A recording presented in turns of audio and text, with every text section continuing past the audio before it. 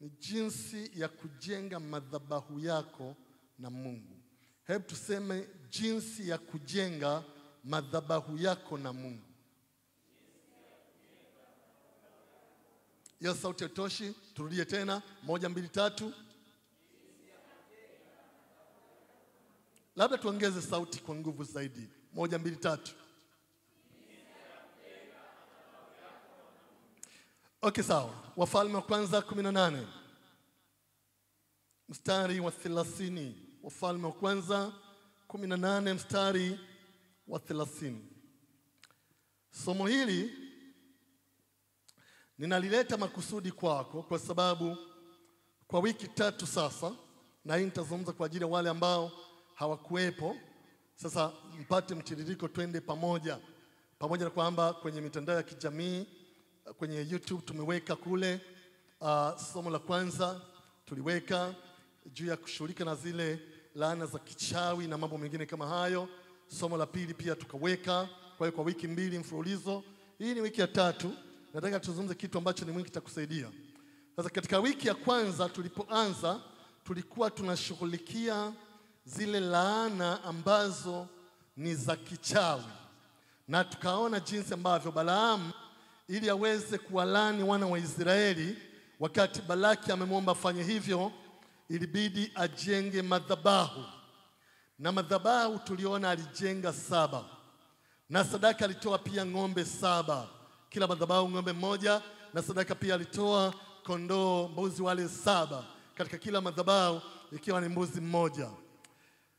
Lakini alishindwa kufanya vile kwa sababu wana wa Israeli walishabarikiwa, kwa hiyo hakuweza kuwalani. Na hili jambo limsumbua sana Balaki, na tuliona yale. Kwa hiyo katika wakati wa pili, na nilikwambia zile aina madhabahu kwa nini zilijengwa 7. Na nilisema hii katika somo lililofuata la pili, kwa sababu sasa tuliona kabla hawajafanya chochote lazima wajenge kwanza madhabahu. Wale wachawi, yale mapepo, majini au chochote, kabla hajamlani mtu lazima wajenge kwanza madhabahu. Kwa hiyo kama ilikuwa ni hivyo, kwa sababu maeneo 3 tofauti Balaamu alikwenda, na maeneo yote yale alijenga madhabahu 7 kila eneo ili aweze kutoa laana. Kwa hiyo tuliona kama ilikuwa kwamba lazima ajenge madhabahu 7. Tuliona ni kwa nini katika somo ambalo limefuata. Kwa sababu somo ambalo limefuata pamoja na maombi yaliyofanyika, lakini tulikuwa tunabomoa zile madhabahu 7 za kichawi. Zile madhabahu ambazo zilikuwa zinashughulika na wana wa Mungu au zinazoshughulika na watu katika maisha yao kwa ujumla wake, tulikuwa tunazibomoa. Na kwa wale ambao hawakuwepo sasa, madhabahu ya kwanza ilikuwa inahusisha msalaba wa Yesu juu ya mambo ya wokovu kwa ujumla wake. Lakini madhabahu ya pili ilikuwa ni madhabahu binafsi, na ilikuwa inahusisha maisha binafsi ya mtu. Lakini madhabahu ya 3 ilikuwa madhabahu ya familia. Hii inahusisha mambo yote ya familia, amani kwenye familia, watoto kwenye familia, baraka kwenye familia, migogoro ya familia, chochote kile inashughulikia hii madhabahu ya familia. Lakini ya 4 ilikuwa madhabahu kwa ajili ya kazi ambazo unafanya, zile kazi ambazo unafanya, biashara, kilimo, mifugo, chochote, kazi zote za mikono yako. Hii ilikuwa madhabahu ya 4. Madhabahu ya 5 ilikuwa ni madhabahu ya kanisa, ule ushirika na watu wengine, umoja ulionao, mshikamano, ushirika na watu wengine. Na nikasema wazi, popote ambapo nakwenda, usikae bila kuwa na ushirika na watu wengine, usikae bila kuwa na mahali pa kuabudu. Ndieleza hilo kwa kirefu katika madhabahu ya 5. Madhabahu ya 6 ilikuwa madhabahu ya utumishi, utendaji kazi ya Mungu. Na nikasema kwa nini watu wengine wanazuiwa kufanya kazi ya Mungu. Wengine pia hawataki, wengine wanafikiri kama ni kawaida, wengine wanazembea. Haikuwa kawaida. Kuna madhabahu ambayo inashughulika na jambo hilo, na tuliona wakati uliopita, na tulikuwa tunazibomoa. Sasa pia ya 7 ilikuwa ni madhabahu juu ya matoleo yako. Sadaka zako lazima zipate kibali mbele za Bwana. Kwa hiyo kuna madhabahu inashughulika na utoaji wako. Na ndio maana wana wa Israeli waliambiwa tunapokwenda mbele za Bwana usiende mikono mitupu. Sasa tulibomoa zile madhabahu za kichawi, zile madhabahu za mizimu, zile madhabahu za mabaya, tuliweza kuzibomoa wakati uliopita. Sasa katika ujumbe huu mpya katika siku ya leo, nataka tujenge. Na tunajenga nini? Tunajenga madhabahu yako na Mungu, yako wewe na Mungu. Na madhabahu hizi katika msingi ule ambao tumetoka, bado tuna mtiriko ule wa zile madhabahu 7. Sasa hizi ambazo nataka kuzungumzia hapa ni madhabahu ambazo tunatakiwa kujenga wewe binafsi na Mungu wako. Nitazieleza. Haimaanishi kwamba nahitaji utafute mawe, udongo na simenti au chochote wende ukapange mawe ujenge madhabahu mahali ambapo utatoa sadaka. Hapana, nitakueleza tunazijengaje katika mambo ya kiroho, katika Agano Jipya nitakueleza tunazijengaje. Kwa hiyo ni kitu ambacho ni muhimu sasa. Ikiwa tumebomoa za kichawi, wacha tujenge za kwetu sasa pamoja na Mungu ambazo zitatusaidia. Wafalme wa kwanza 18 mstari wa 30. Wafalme wa kwanza 18 mstari wa 30, Biblia inasema, kisha Elia akawaambia watu wote, nikaribieni mimi. Watu wote wakamkaribia, akaitengeneza madhabahu ya Bwana iliyovunjika. Tuseme wote, akaitengeneza madhabahu ya Bwana iliyovunjika. Huyu ni Elia. Sasa angalia maisha haya ambayo Elia yanaelezwa kwa habari zake. Kulikuwa na changamoto ambayo imelipata taifa, lakini changamoto ilimpata pia yeye binafsi. Alikuwa anaishi kwa neema ya Mungu, akilishwa na kunguru na kunywa maji ya vijito ambayo Mungu alikuwa ameweka hiyo njia. Lakini nchi nzima ilikuwa katika wakati mgumu. Kwa miaka 3.5 ilikuwa kwenye changamoto. Kwa miaka 3.5 ilikuwa kwenye shida. Kwa miaka 3.5. Na unajua hakukuwa na mvua, hakukuwa na chakula, hakukuwa na watu kulima, mifugo haikupata majani. Kwa miaka 3.5 hali ilikuwa ni mbaya kweli kweli. Kulikuwa na njaa isiyo ya kawaida. Watu hawakuwa na fedha, hawakuwa na chote, maana hali ni ngumu. Jaribu kufikiri leo hii tunapokosa mvua kwa muda tu wa miezi 2-3, tayari watu wanasema tuombe, tayari vikao vya maombi vinafanyika, tayari watu wanaita mvua, tayari kwa sababu miezi 3 imekosekana mvua. Unaona, lakini ilikuwa ni miaka 3.5. Unaona, kulikuwa kuna shida katika nchi. Kama vile ambavyo wewe pia unaweza kukabiliwa na shida kwenye maisha yako. Na shida inaweza ikawa kwa mwezi mmoja. Shida nyingine zina miezi 6. Shida nyingine zina mwaka mmoja. Matatizo mengine yana miaka 3.5 kama hili hapa. Alafu kuna yale mengine ambayo tumezaliwa nayo na mpaka leo bado tunayo. Unaona, ni matatizo ambayo yanakabili katika maisha yetu.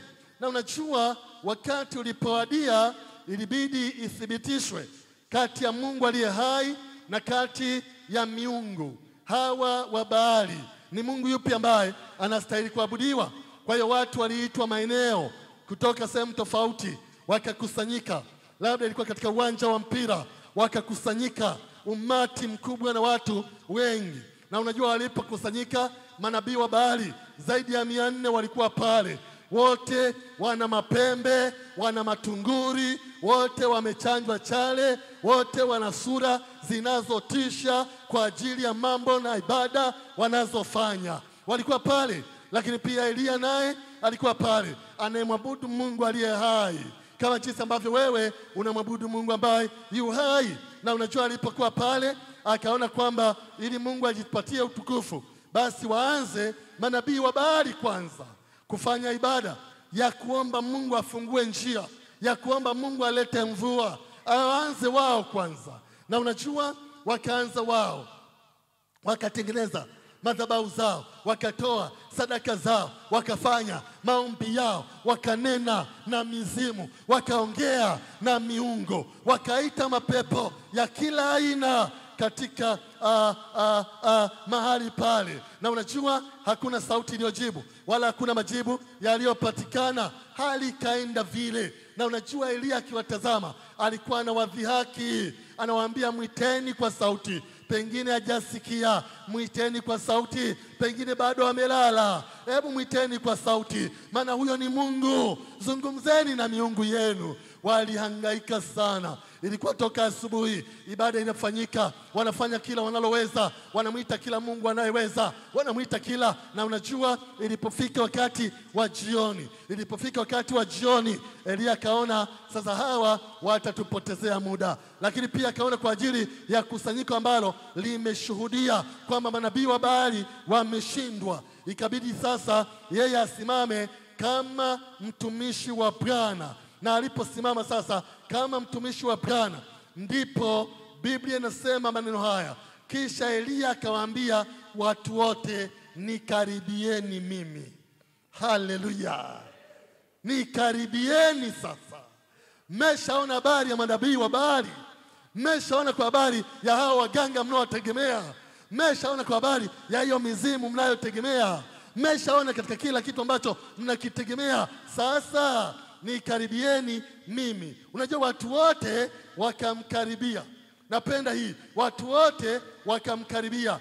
Biblia inasema akaitengeneza madhabahu ya Bwana iliyovunjika. Hebu tuseme wote, akaitengeneza madhabahu ya Bwana iliyovunjika. Ilikuwa ni ajabu sana. Unafahamu madhabahu ni kitu ambacho ni cha kipekee kidogo. Nitakueleza ni cha kipekee, lakini ni muhimu sana kwenye maisha ya watu, kwa sababu madhabahu ndiyo inayoendesha maisha ya watu. Madhabahu ni za kipekee, ndizo zinazoendesha maisha ya watu.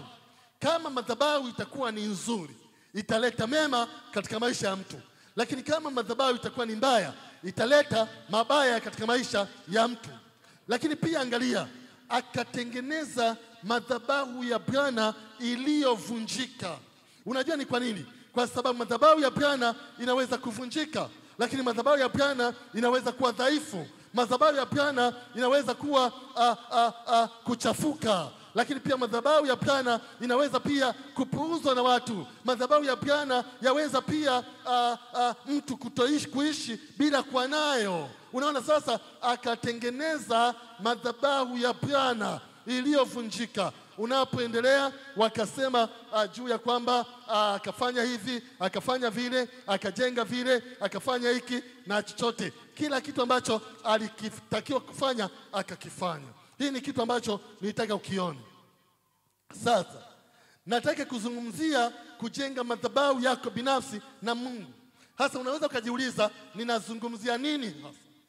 Ninamaanisha eneo au mahali ambapo patakuunganisha wewe, pataunganisha maisha yako ya kimwili na maisha yako ya kiroho.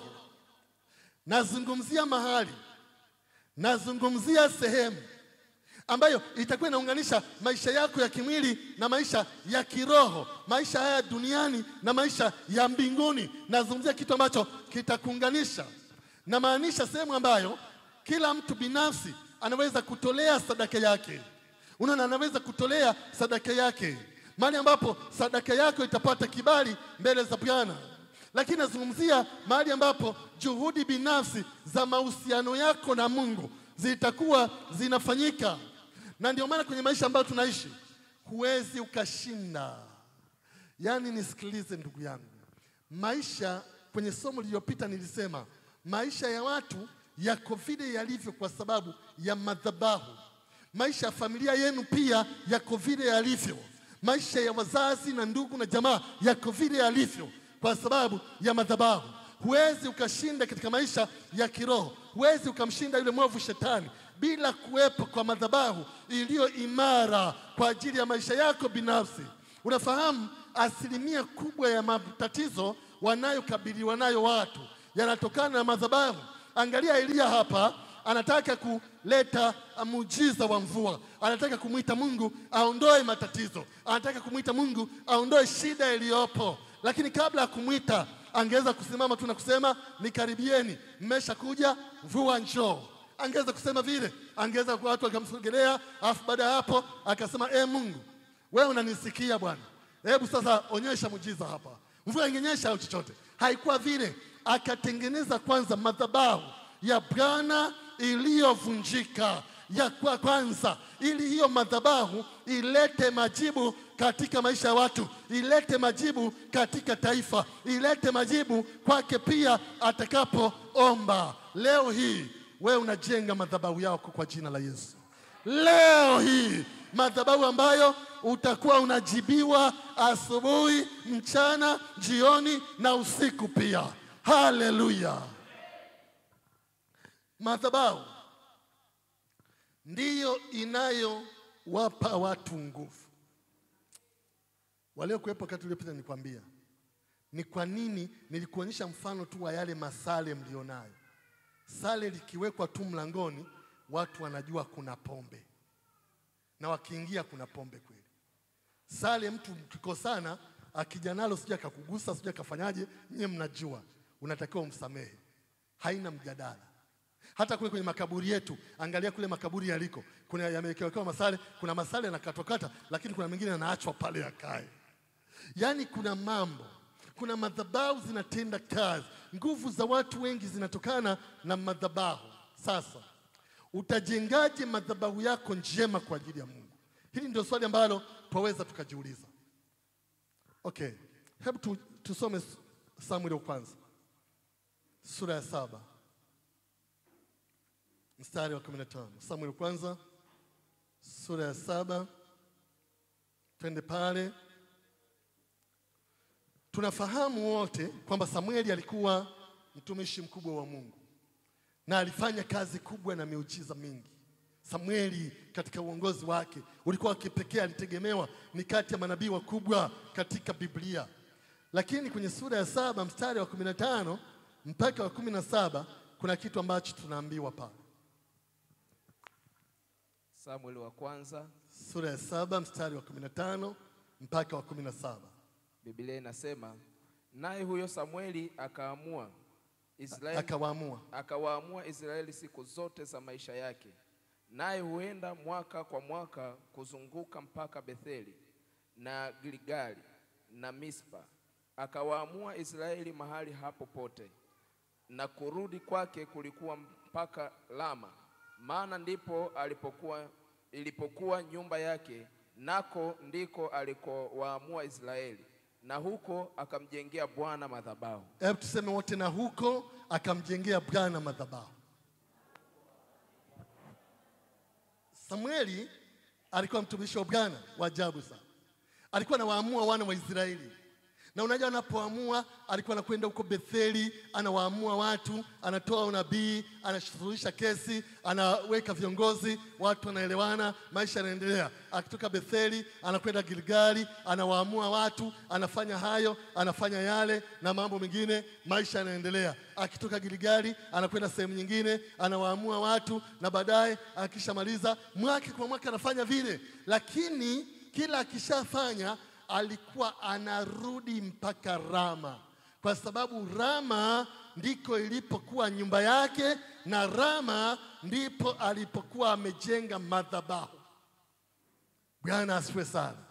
Madhabahu yake ilikuwa Rama. Anapokuwa Rama, yuko nyumbani kwake, lakini ndipo ambapo kuna madhabahu, ndiko anafanyia maombi, ndiko anatolea sadaka, ndipo anafanya hivi. Akishamaliza anapata nguvu mpya kwa ajili ya kwenda tena katika vijiji vingine na miji mingine. Unaona? Sasa ilikuwa ni kitu ambacho anakifanya mara kwa mara. Kwa hiyo sasa nataka kuonyesha jinsi ambavyo waweza kujenga madhabahu yako binafsi.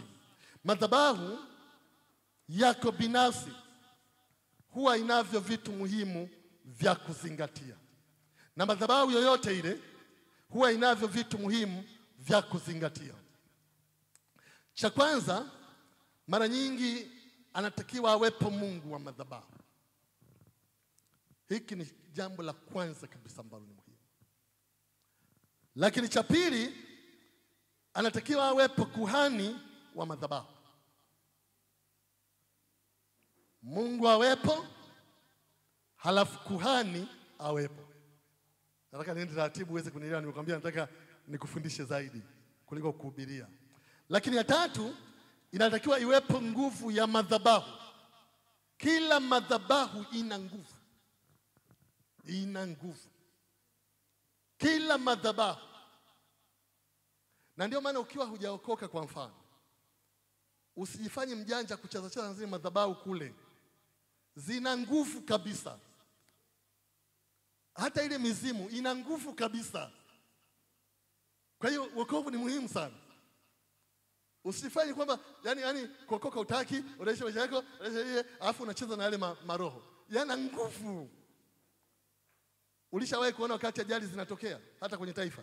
Wakati ajali zinatokea, ukisikia ajali huku, kesho utasikia kule, kesho kutwa utasikia kule, siku inayofuata utasikia kule. Yaani zinakwenda kama mfululizo hivi. Hata misiba kwenye maeneo yetu. Maeneo yanaweza katulia miezi 3, 4, 5, hakuna msiba wote. Alafu ukianza msiba mmoja, unasikia tunazika kule, alafu tunazika kule, kesho kutwa ni kule, kama misiba 5 hivi, alafu baada ya hapo ndio kunatulia tena. Kunatulia hata miezi 6, hata hamna kuzika tena. Kuna kazi, kuna nguvu ambazo zinatenda kazi. Kwa hiyo iko nguvu ambayo inahitajika. Ya 4, uko moto, unahitajika moto wa madhabahu. Kuna moto ambao ni wa madhabahu. Ya 5 ni dhabihu. Kunatakiwa kuwe na dhabihu au sadaka kwa ajili ya madhabahu. Hivi vitu ni vitu ambavyo ni muhimu unapotaka kujenga madhabahu binafsi. Sasa, katika madhabahu binafsi, Mungu wako hana tatizo. Najua kwamba Mungu wako hana shida, maana unamwamini Mungu aliye hai, wala huna tatizo juu ya hiyo madhabahu. Kila madhabahu inaye Mungu. Kwa hiyo najua kabisa kwamba huna tatizo juu ya mambo ya Mungu. Lakini kuhani lazima ujue unaingia katika nafasi ya kipekee wewe kama kuhani. Biblia inasema mmefanyika kuwa wafalme na makuhani kwa Mungu aliye hai. Mmefanyika kuwa wafalme na makuhani ninyi hapo. Maana yake wewe ndiye utakayesimama kama kuhani katika hiyo madhabahu. Lakini pia kuna vitu vingine viko pale kama moto wa madhabahu, nguvu ya madhabahu na dhabihu. Dhabihu ni sadaka. Sasa nitakueleza kadri ninavyoendelea kule chini. Sasa, unapotaka kujenga madhabahu binafsi, lazima pawepo mahali ambapo unataka kujenga madhabahu binafsi. Hapa mahali panaweza kuwa nyumbani, lakini hapa mahali panaweza kuwa eneo la kazi, panaweza kuwa eneo la biashara, panaweza kuwa eneo la kilimo ambacho unalima. Inawezekana pia ni pale katika nyumba ambayo unafugia, unafanya mifugo, kuna ng'ombe, mbuzi na kuku na mambo mengine. Kwa hiyo lazima pawepo mahali ambapo panafaa. Hili ni jambo la kwanza ambalo ni muhimu. Lakini jambo la pili, lazima utenge muda wa maombi. Kumbuka nazungumzia juu ya kujenga madhabahu yako binafsi pamoja na Mungu wako. Lazima pawe na mahali. Unaweza ukasema katika nyumba yangu patakuwa na madhabahu binafsi ya familia. Unaweza ukasema katika eneo langu la kazi kutakuwa na madhabahu binafsi ya pale kazini. Inawezekana ikawa katika eneo la biashara. Ukasema kwa hapa katika eneo langu la biashara kutakuwa na madhabahu binafsi ya biashara hapa. Katika eneo lolote lile lazima pawe na mahali pambapo umepalenga. Nazungumzia kujenga madhabahu binafsi. Lakini hilo kama jambo la kwanza ambalo ni muhimu. La pili, lazima utenge muda wa maombi. Nisikilize. Kama ni kwenye nyumba, unaweza ukasema kila siku saa 2 ya usiku kulingana na nafasi yako, au saa 4 ya usiku kulingana na nafasi yako, au saa 8 ya usiku kulingana na jinsi ambavyo unaona. Na ule muda unatenga kwamba kila siku saa 8 ya usiku nitakuwa kwenye maombi hapo. Na huo muda unakuwa nao kila siku saa 8 usiku, unakwenda katika kile kiti na ile meza pale ulipotenga. Hapa maanishi pamejengwa jengo fulani. Mimi nazungumzia mahali, lakini nazungumzia kutenga kwako muda. Unaona, kwa mfano katika maeneo ya biashara, wengi tunakwenda kwenye biashara tu. Tukishaingia pale, ndiyo biashara, unafungua tu mlango wa biashara, madirisha yake na nini, tayari umesimama unaanza kuuza vitu. Sikiliza. Yaani kuna ulimwengu unatenda kazi wa ajabu. Na huo leo ndio naenda kukwambia. Jumapili iliyopita nikwambia ulikuwa na bahati kuja kwenye ibada ya Jumapili iliyopita. Alafu leo nakwambia tena una bahati nyingine kuja kwenye ibada ya leo. Sema amen. Kwa hiyo usifungue tu hivi na kufikiri kwamba kila kitu ni kawaida. Hapana. Unaweza ukasema nitakuwa na madhabahu pale. Na hizi madhabahu, kumbuka nilikwambia ziko 7. Kama ni 7, maana yake ni kwamba kuna ile ya Calvary. Hii haina mashaka kwa sababu tumeokoka, tumempa Yesu maisha, tunamtegemea, hatuna hata leo tuko kanisani hapa, haina shida. Lakini kuna ile ambayo ni madhabahu binafsi wewe mwenyewe. Lakini kuna ile madhabahu ambayo inahusika na familia. Waweza ukika madhabahu katika familia yako. Lakini kuna ile ambayo inahusika na kazi. Waweza ukika madhabahu katika mambo ya kazi. Kila eneo, hata katika huduma na utumishi, waweza ukafanya vile. Okay, nikupe mfano mwingine. Waweza ukafungua biashara, lakini ukajiwekea utaratibu, kila siku saa 2:30 nikiingia kwenye biashara, kabla sijafungua milango nitaomba kwa dakika 5. Sema amen. Na hilo jambo kila siku ukifungua, ukishafungua milango unaingia, hata hujafungua, hata kama kuna nje watu wanakusubiri, hata kama watu wanakusubiri kwamba bwana umechelewa kuja, sasa tulikuwa tunakuja, unaambia sawa, kuna shida, nafungua sasa. Unafungua kama kawaida yako, kabla hujafungua unarudisha tu milango yako, uko ndani, waache waendelee kusubiri. Usijali kwamba kuna hela zinakukosa.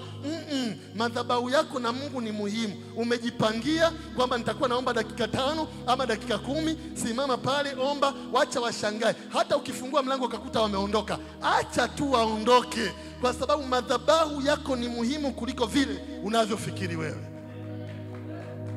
Unaona Waislamu hata mkijazana kwenye duka hivi kama watu 18, ikafika ile saa 7 saa ya kwenda kuswali msikitini, wanafunga.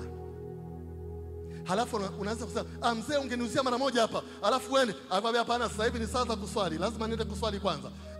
Sasa mzee inakuaje? Sema mwaweza kuningoja sawa, au mje baadaye. Yeye anakwenda kuswali, yani anafunga.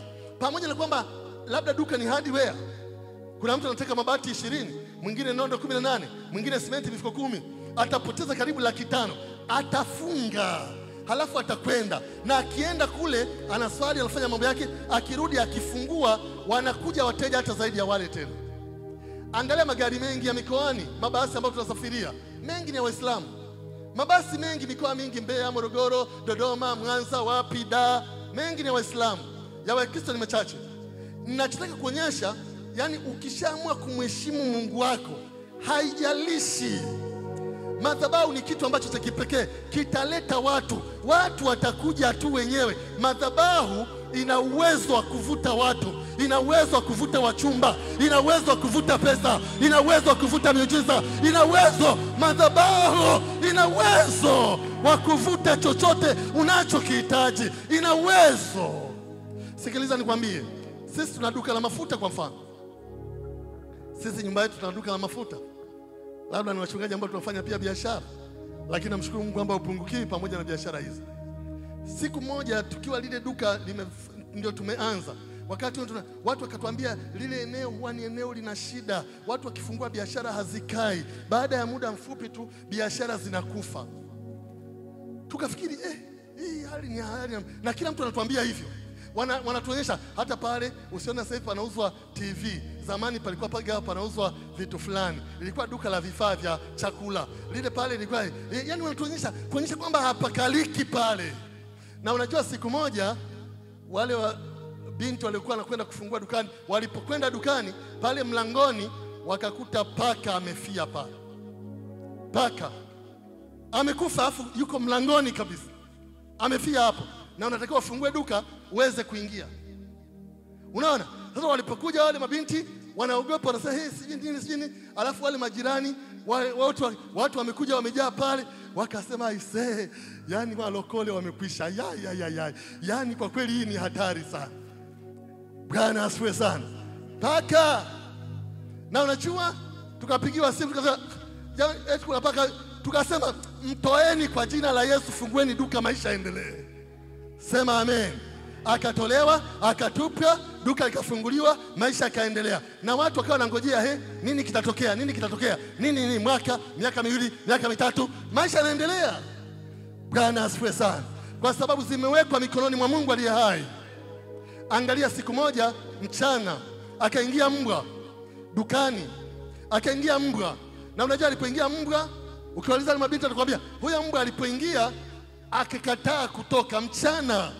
Na unajua alipoingia, kuna vijana wakaja, walikuwa kwenye saluni fulani, wakaja pale wanatafuta kumtoa, yani mbwa akipigwa huku kwenye kona anakimbilia kona ile, akipigwa huku anakimbilia chini pale, akipigwa hataki kutoka nje. Yani alihangaika pale mpaka akavunja baadhi ya showcase, baadhi ya vimeza vya kioo, mpaka vikamkata, damu zikachuruzika kule ndani, hataki kutoka. Wanaume wakaja pale kama 6-7, sisi hatupo, tuko safarini. Na unajua wanapiga simu, wanahangaika kumtoa, hataki kutoka. Wakahangaika mpaka wakamtoa akiwa amechubuka na damu zimemwagika kule ndani ya duka kila mahali. Bwana asifiwe sana. Na wale wauzaji wakawa wanaogopa, na sasa kwa nini?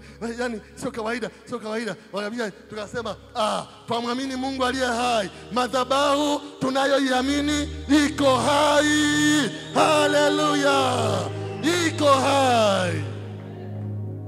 Vitu hivi nataka uvijue kwa sababu vitakusaidia sana. Wakati fulani tukapata hasara katika hiyo biashara. Na unajua tulipopata hasara ilikuwa ni kubwa, mauzo ni madogo, halafu hasara kwenye vitu inapatikana.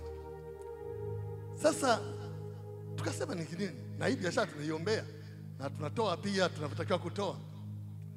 Kwa wakati tunaombea, siku moja mama akaenda pale. Alipokwenda wakawa wanafanya usafi.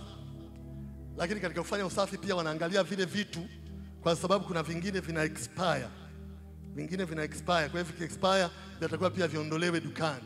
Vikikamatwa vikawa vime expire, unauzia watu vitu vimeharibika, nayo ni tatizo. Na unajua walipokuwa wanaviondoa, ghafla wakakutana na mfuko wa karatasi. Huo mfuko ulikuwa na mahindi ndani kama kilo moja. Lakini ndani yake ulikuwa na wadudu wanakula yale mahindi, si kawaida huo mfuko. Halafu yale mahindi yameharibika na iko kwenye kona fulani hivi, huo mfuko na yale mahindi yamewekwa pale yameharibika. Na unajua mama akaongea na wale mabinti wanauza. Baada ya hapo wakasema huu mfuko uletwa lini? Wakasema yani umeletwa kama yani muda karibu miezi 3 ama 6 iliyopita. Kuna mtu mmoja alipita pale dukani, alipopita akawaombea wale mabinti kwamba jamani, napita kuna mahali ambapo nakwenda, nilikuwa naomba huu mfuko wangu muweke hapa, nitakuja kuchukua. Na wale wakaona labda ni mteja tu na nini, anaombea mfuko, wao wakauchukua wakauweka pale. Walipoweka pale hakuja tena kuchukua. Ninachotaka niseme nini? Sikiliza, hizi roho za uharibifu ambazo nakwambia jinsi zilivyo. Kuna vitu vinafanywa katika ulimwengu wa kiroho. Unaweza ukaletewa haya mahindi yakiwa ni mazima, lakini unapoletewa ni mazima, wanataka kadiri yanavyoenda yakiharibika ndivyo ile biashara pia inaharibika. Kadiri yanavyoenda yakiharibika ndivyo ile biashara inavyoharibika. Kwa hiyo yanavyoenda yakichakaa na biashara inachakaa. Ule usafi wa siku ile walitoa vitu ambavyo vimeexpire na vitu vyoharibika, karibu maboksi 3 ama 4, vitu vya zaidi ya milioni na kitu. Vyote vilikuwa vya kumwaga. Walipotoa ule mfuko, baadaye ukamwagwa na mambo mengine, una muda mrefu sasa ukamwagwa na mambo. Baada ya muda mfupi duka likaanza kurudi kwenye hali ya kawaida tena, kibiashara na kila kitu. Bwana asifiwe sana. Kuna ulimwengu ambao unatenda kazi ambao nataka uweze kujua. Lazima kwanza unakuwa na mahali, unaamua labda eneo langu la kazi, labda hapa kabla sijafungua hivi nitakuwa nafanya maombi. Labda unaweza kaamua katika nyumba yangu kila usiku saa 3 usiku ama saa 4 usiku, ama kila siku asubuhi kabla sijaenda popote saa 12. Unajiwekea huo ni utaratibu wako, saa 12 kwamba nitakuwa nikiomba kwanza kabla sijaenda kunawa nivae nguo za shule. Nitaomba kwanza kwa saa zima 12 mpaka 1. Unajiwekea, ni utaratibu ambao unajiwekea, na hiyo sasa unaifanya kuwa ni madhabahu yako. Kila siku unafanya vile kwa ajili ya hiyo. Kwa hiyo kuna madhabahu ambayo ni kitu ambacho ni muhimu. Alafu pili, unatenga muda. Nimekuambia mfanyika kuwa makuhani wa kifalme. Angalia Biblia inasema hiyo nimesema bila kutaja andiko. Waraka wa kwanza Petro, andikeni tu bila kusoma, sura ya 2 mstari wa 9. Waraka wa kwanza Petro sura ya 2 mstari wa 9 na wa 10. Mmefanyika kuwa makuhani.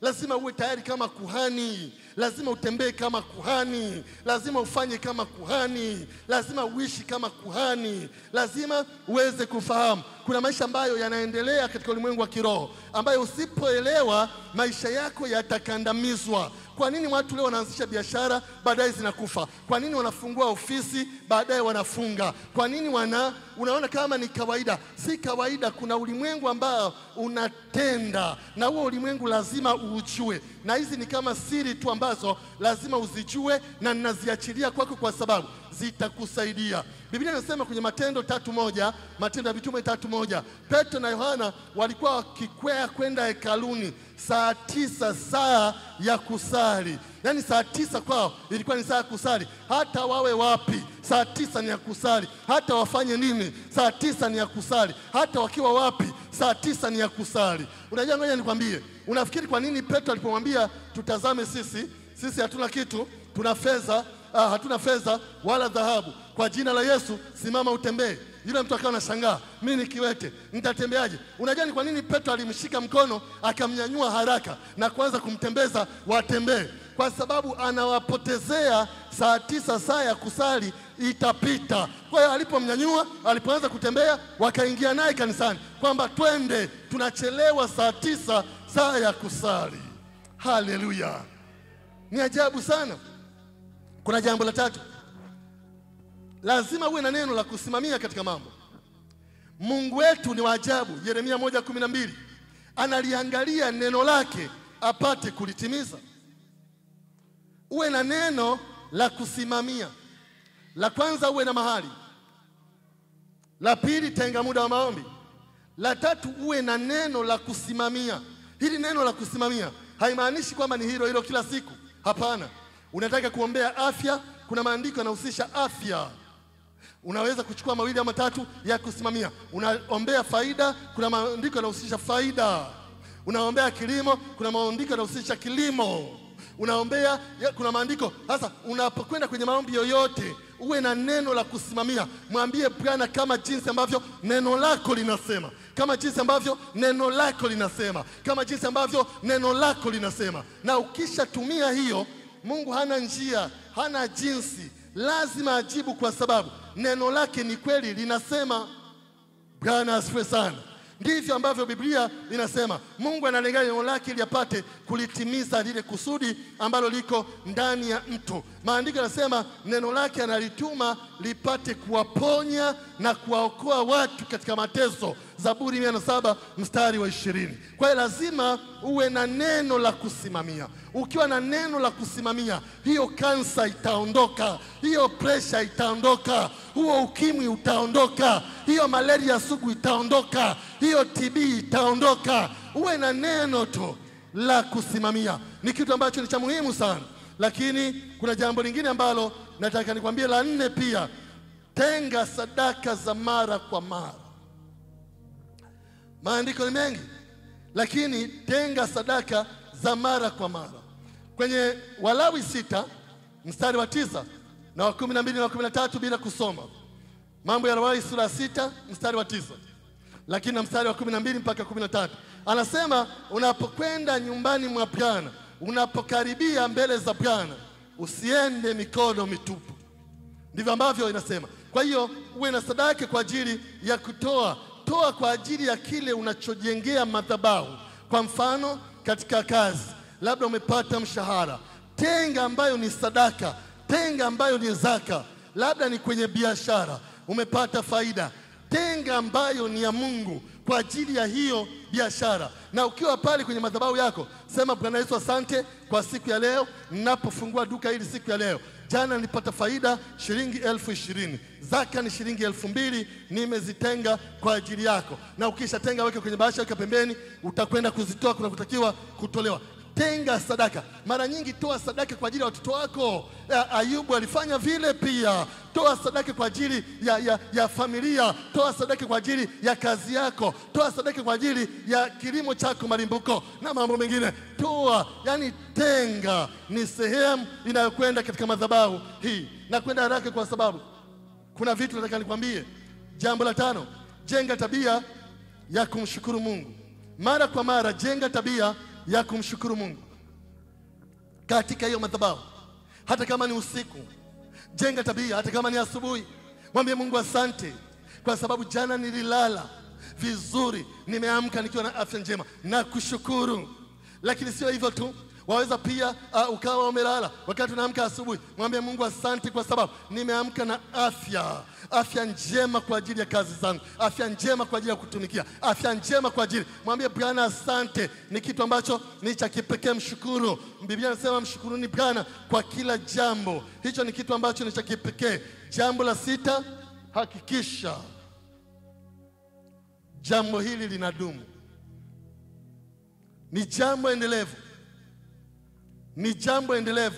Hakikisha kwamba jambo hili linadumu. Unajua zile madhabahu za uovu huwa zinadumisha vitu vyao.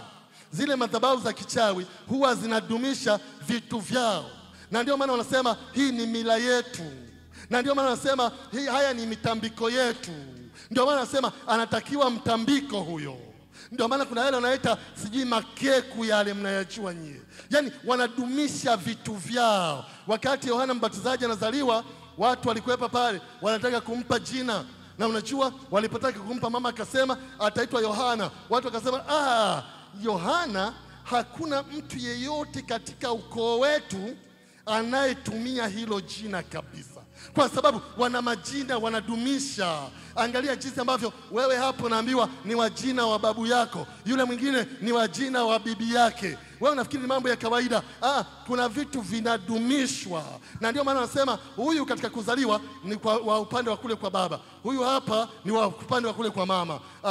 Huyu hapa ndiye mrisi wa hapa, huyu hapa ndiye yani wana vitu wanadumisha. Sasa wewe pia hakikisha unadumisha jambo hili. Ni jambo ambalo ni la muhimu kabisa na unatakiwa kulifahamu. Dumisha, ni kitu ambacho ni cha muhimu sana. Unafahamu maisha ni ajabu. Nakumbuka siku moja hapa nyumbani aliingia bundi ndani. Bundi. Na ni mchana. Bundi. Sasa wewe unamjua bundi. Bundi mwenyewe akilia tu karibu na nyumba za watu. Watu wasema kwa jina la Yesu. Wanafikiri kuna msiba. Sasa ameingia ndani kabisa. Na alipoingia ndani akatafuta sehemu moja kwenye sebule, akakaa pale kwenye kona. Hataki kuondoka. Vijana wamekuja wanahangaika kumtoa, anakimbia kila mahali, hataki kutoka. Wakahangaika pale kupambana mpaka wamuue, mpaka wamtoe. Ilikuwa ni kazi. Maisha na vitu fulani ambavyo vinaendelea, lazima uweze kufahamu. Miaka ya nyuma nakumbuka tulikuwa na binti mmoja hapa. Alikuwa binti mzuri, alikuwa mrembo, binti wa kipekee, alikuwa anatokea huku juu. Ni binti wa ajabu sana. Kalikuwa kabinti kazuri kwa sura, kanapendeza kabisa. Mimi nilikuwa mchungaji wake na kafahamu, tulikuwa nako hapa. Sasa hivi yuko Dar es Salaam. Huyu binti alisafiri, na unajua alikuwa na maisha fulani hivi. Kwenye wokovu yupo, lakini na maisha mengine anaishi, na mara nyingi anaanguka na wanaume, anapenda mambo ya uzinzi. Na siku moja tukiwa tumekaa naye, tukiwa tuna mkansel pamoja na mama, tukiwa tunaongea naye, shida yake iko wapi? Akasema ni kitu cha ajabu. Yaani ndani yake ana hiyo roho ya uzinzi. Lakini sio hivyo tu, ambacho yeye ame-experience huyo binti na amejifunza yeye mwenyewe, na alikuwa anatuambia yeye mwenyewe. Akasema na kila mwanaume anayemtaka ni mume wa mtu. Lakini pia akasema hivi, sasa sitamtaja jina kwa sababu wengi mnafahamu na alisali hapa. Sasa akasema hivi, na ajabu ni kwamba hapendi vijana. Hapendi vijana hapendi. Anapenda waume za watu. Akasema na waume aliokwisha kutembea nao ni wengi, lakini kila mwanaume anayetembea naye ndoa yake inavunjika. Kila aliyewahi kutembea naye ndoa yake imevunjika. Ni binti tulikuwa naye hapa, nakwambia habari zake hapa kanisani. Kuna vitu ambavyo vinaendelea katika ulimwengu wa kiroho. Lazima uweze kufahamu kuna mambo ambayo ni ya kushughulikia. Unapojenga madhabahu, kuna vitu ambavyo ni vya kushughulikia na lazima ufahamu. Usipofahamu itakusumbua. Sasa kwa muktasari umeshaona jinsi ambavyo tutaweza tukajenga madhabahu, na wewe ukajenga madhabahu yako. Sizungumzi kujenga jengo la kitu. Inawezekana ikawa ni kiti cha kukaa pale. Inawezekana ni pale kitandani unapokaa. Inawezekana ni pale mahali fulani kwenye kona. Hata kama nyumba haina uhuru wa kuabudu au chochote kile, na wapangaji wengine hawakubali maombi, lakini Mungu wetu anasikia hata ukiomba kimya kimya. Mungu wetu anasikia hata ukiomba polepole. Wewe jiwekee utaratibu. Hata kama kwenye chumba wanafunzi mnakaa 3 ama 4 na wengine hawajaokoka, hakuna shida. Wewe jiwekee utaratibu. Hata kama ofisini kwako hawataki watu waombe au chochote ofisini, waweza ukaweka utaratibu. Kila siku ukija kazini, saa ya kubadilisha nguo za nyumbani uvae za kazi. Unapoenda kubadilisha bafuni, waweza ukaamua kwamba pale bafuni utakuwa unafanya maombi ya dakika 5. Sema amen. Na ukawa mtindo wa maisha. Madhabahu ni ajabu. Elia alipata muujiza baada ya kuijenga iliyovunjika. Hebu sema katika jina la Yesu. Sema katika jina la Yesu. Mchana wa leo ninaijenga madhabahu ya Bwana iliyovunjika kwenye maisha yangu kwa jina la Yesu. Sasa tumeshazungumzia hapo, nafikiri hapo tuko sawa. Natamani sana iwe kama mafundisho unielewe. Hata ukiwa ukinielewa naweza nisimalize ila uulize swali. Yaani itanisaidia sana. Lakini ngoja nikwambie, unapojenga madhabahu ni vitu gani unatakiwa kushughulika navyo? Kwa sababu sasa unaweza ukaniambia, jana nimeombea biashara nipate faida, leo tena nitaombea biashara nipate faida, kesho tena nitaombea biashara nipate faida, kesho kutwa tena nitaombea biashara nipate. Yani ni vitu gani natakiwa kuwa navishughulikia katika madhabahu? Kitu cha kwanza kabisa ambacho unatakiwa kukishughulikia katika madhabahu hiyo unayojenga, katika madhabahu hiyo ya kiungu, katika madhabahu hiyo inayokuhusu, ni kama kuna hofu yoyote ya mauti. Ikiwa kuna hofu yoyote ya mauti, unajisikia hofu ya mauti, au mke wako ana hofu ya mauti, au watoto wana hofu ya mauti, au wanaota ndoto za mauti, au kuna hali ya mauti. Mauti ni zaidi ya vile kile kifo tunachofikiri. Kuna vifo vya kimwili, kuna vifo vya kiroho, lakini kuna kufa kwa kazi, lakini kuna kufa kwa biashara, lakini kuna kufa kwa ndoa, lakini kuna kufa kwa uchumba, lakini kuna kufa kwa elimu yako, lakini kuna kufa kwa hiyo ukiona kuna hali yoyote ambayo inatawala, hofu ya kifo yoyote ile, hofu ya mauti yoyote ile, ukiona inatawala kwa jinsi yoyote, ombea katika hiyo. Itafanya biashara idumu, itafanya ndoa idumu, itafanya familia idumu. Ukiona hiyo, ni jambo la kwanza. Biblia inasema hatukupewa roho ya hofu. Biblia inasema katika maeneo mengine ya kwamba kamba za mauti zilinizunguka. Alisema mtunzi wa Zaburi, kamba za mauti zilinizunguka. Kwa hiyo kama kuna hali yoyote ambayo inaleta hofu ya kufa, si lazima kufa kwako tu, kufa pia kwa nyumba yenu, kufa pia kwa familia, kufa pia kwa biashara, kufa pia kwa huo mtaji, kufa pia kwa hao watoto, kufa pia kwa hiyo huduma, kufa pia kwa hiyo, lazima uweze kuishughulikia. Bwana asifiwe sana. Kuna jambo la pili la kushughulikia. Ikiwa kila unapofanya kitu unafanya chini ya kiwango,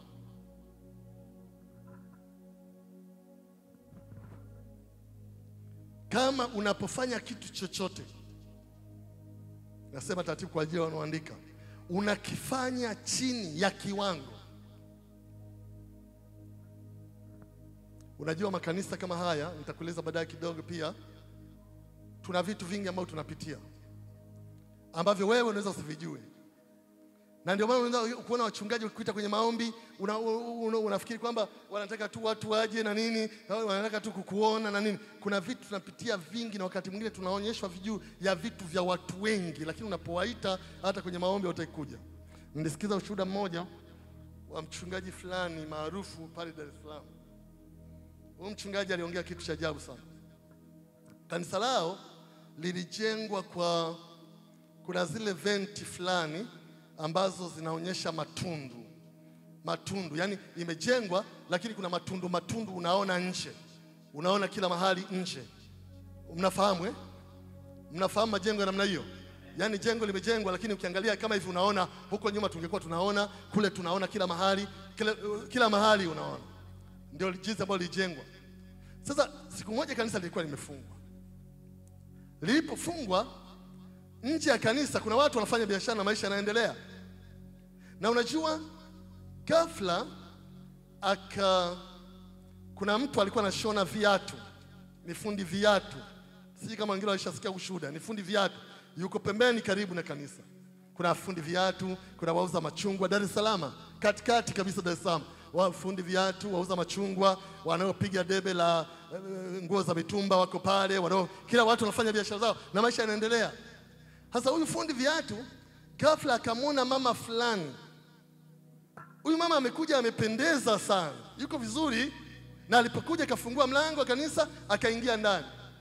Lakini yule fundi yuko pembeni karibu na kanisa, lakini akiwa pale akamwona yule mama ameingia, huyo ana begi lake, ana mfuko, ana begi lake. Akaingia, alipoingia huyo akafika pale madhabahuni. Alipofika madhabahuni akaangalia huku na huku, anaona kama hamna anayemuona, akaona anatoa ile pochi yake, akaweka pale chini, alafu akaanza kuvua blouse yake ya nguo, akaitoa akaweka pale chini, akabaki na matiti tu. Matiti yako wazi. Alafu akatoa chupa kule kuna chupa ya maji kama hizi ndogo za maji ambazo tunatumia, chupa za maji ndogo kama ile pale. Basi alipotoa ile chupa ina maji, na ilipotoa akiwa pale madhabahuni, watu hawapo kanisani, hakuna mtu kanisani kabisa. Alipotoa ile chupa akawa anamimina yale maji kwenye mkono, anafanya hivi, anamimina mengine anaweka kwenye haya maziwa, alafu anaoshia hivi, yuko kwenye hii mimbari anafanyia hivi hapa anafanya hivi, anachota maji mengine anafanya hivi, anachukua maji ananyunyiza kwenye matiti anafanya hivi. Yule fundi akashangaa. Kwanza alishangaa mtu mama kavua nguo madhabahuni. Lakini pili ashangaa na osha matiti yake madhabahuni. Sasa yule fundi alichofanya akachukua simu, akampigia mchungaji. Mchungaji, kuna mama, na yule mama ni mama maarufu pale kanisani, ni mmoja sijui wa viongozi sijui wa nini kwenye idara fulani pale kanisani. Akampigia mchungaji simu, mchungaji, hapa kanisani kuna mama amekuja, naona kuna vitu anafanya pale madhabahuni. Akamwambia anafanyaje? Naona amevua nguo pale madhabahuni, anasafisha matiti anaosha matiti yake pale madhabahuni. Kwa hiyo mchungaji akamwambia ngoja nakuja hapo sasa hivi. Sasa akita simu, akaja anaendelea kushona viatu vyake, anaangalia. Sasa ghafla yule mama akatoweka. Alipotoweka nafikiri ulimwengu umewasiliana kwamba mchungaji anakuja. Kwa hiyo mchungaji akaja kwa kasi. Alipokuja saa za ibada ya jioni zilikuwa zinakaribia. Kwa hiyo akafungua kanisa ili aingie kama tamkuta kule madhabahuni. Alipoingia hakuna mtu kanisani. Wakati akiwa, lakini yule mzee anashona viatu kwa sababu ni mzee wa pale, anawafahamu watu na nini, alishamwambia ni mama fulani ndiye amekuja hapa, ni mama fulani namuona hapa. Na yule mchungaji akashangaa sana, maana ni mama ambaye wanamtegemea kwenye mashemasi, kwenye wazee wa kanisa, viongozi wa idara, ni mama wa ajabu wanamtegemea. Sasa mchungaji alipoingia madhabahuni hakuna mtu, wala hakuna maji yamemwagwa, wala hamna chochote na mambo mengine. Sasa mchungaji akashangaa, lakini baada ya sababu ilikuwa inaingia jioni, ghafla yule mama ambaye aliambiwa kwenye simu akamuona ndiye wa kwanza anakuja kule. Mama kapendeza na kipochi chake, anakuja nani, anakuja kanisani. Sasa mchungaji akashangaa, na watu wengine wanakuja ibadani kama kawaida, nani akamuona. Lakini alipomuona sasa, kwa sababu ameshapata zile habari, akamwita akikaa naye sehemu fulani hivi, wana sehemu yao ya kukaa kwenye hilo kanisa, na nini, akaita wazee wawili au watatu, akaanza kumhoji. Akamwambia mama, nimepata habari kuna kitu ulikuwa unafanya. Mama akaza hapana, akamwambia mimi ni mtumishi wa Mungu na kuuliza kama mtumishi wa Bwana kuna kitu ambacho unafanya. Mama akaanza kutetemeka. Akamwambia useme. Na mama usiposema, mimi sikiliza, naweza nikaomba hata ufe, unajua. Nani alipoambiwa ikabidi akatetemeka. Alipotetemeka ndio akaanza kusema. Akasema mchungaji, ni kweli. Kwa muda mrefu kuna kazi nimekuwa nikifanya. Na niko hapa kanisani kwa kazi maalum. Na unajua mchungaji akashangaa. Akamwambia, hebu tuambie kazi gani? Akamwambia kuna kazi hapa niko na kazi kwa ajili ya kuwadhoofisha wengine, kuwafanya wengine wasiendelee vizuri, kuwafanya wengine. Sasa mchungaji hataki hiyo sana. Hiyo watajua baadaye. Anataka kujua lile tendo la kuvua nguo pale na kusafisha matiti madhabahuni ni nini. Akamwambia sawa, mimi nataka unieleze leo ulikuwa umevua hapa nguo madhabahuni kwenye hii madhabahu tunayotumia, na ulikuwa unasafisha matiti hapa, maana yake ni nini? Ndio nataka kujua hiyo. Na unajua yule mama akaanza kueleza. Akasema matiti yanahusisha uzazi. Na ndio maana mtu labda akipata ujauzito ama chochote ama akijifungua matiti yanajaza kwa ajili ya chakula cha mtoto, yanahusisha uzazi. Akasema kwa hiyo walikuwa yale maji ambayo alikuwa anasafishia ni maji ya maiti. Na alipokuwa anasafisha, alikuwa anashughulika na mambo ya uzazi, kwamba kanisa lile lisizae, kanisa lile lisiongezeke, kanisa lile lizalishe vitu vyema. Kanisa lile, kwa sababu yale maji ni ya maiti, lizalishe vitu ambavyo vimekufa. Yaani mtu anakolewa leo, kesho arudi, anakolewa mwingine, hamna wanaongezeka, hamna hivi. Kwa hilo ni jambo la kwanza. Jambo la pili akasema matiti pia yanahusisha chakula.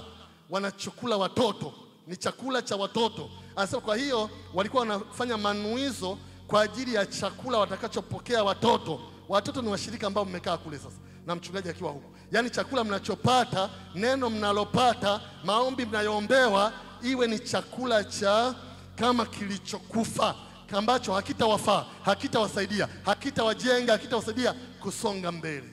Kwa akajaribu kueleza vitu vingi. Kuna mambo mengi akaeleza, na alipoeleza na wazee pale ikabidi waanze kumwombea, wakaanza kukemea nguvu za giza, wakaanza kukemea mapepo, na baadaye mapepo yakamtoka na mambo mengine. Ni story ndefu kidogo.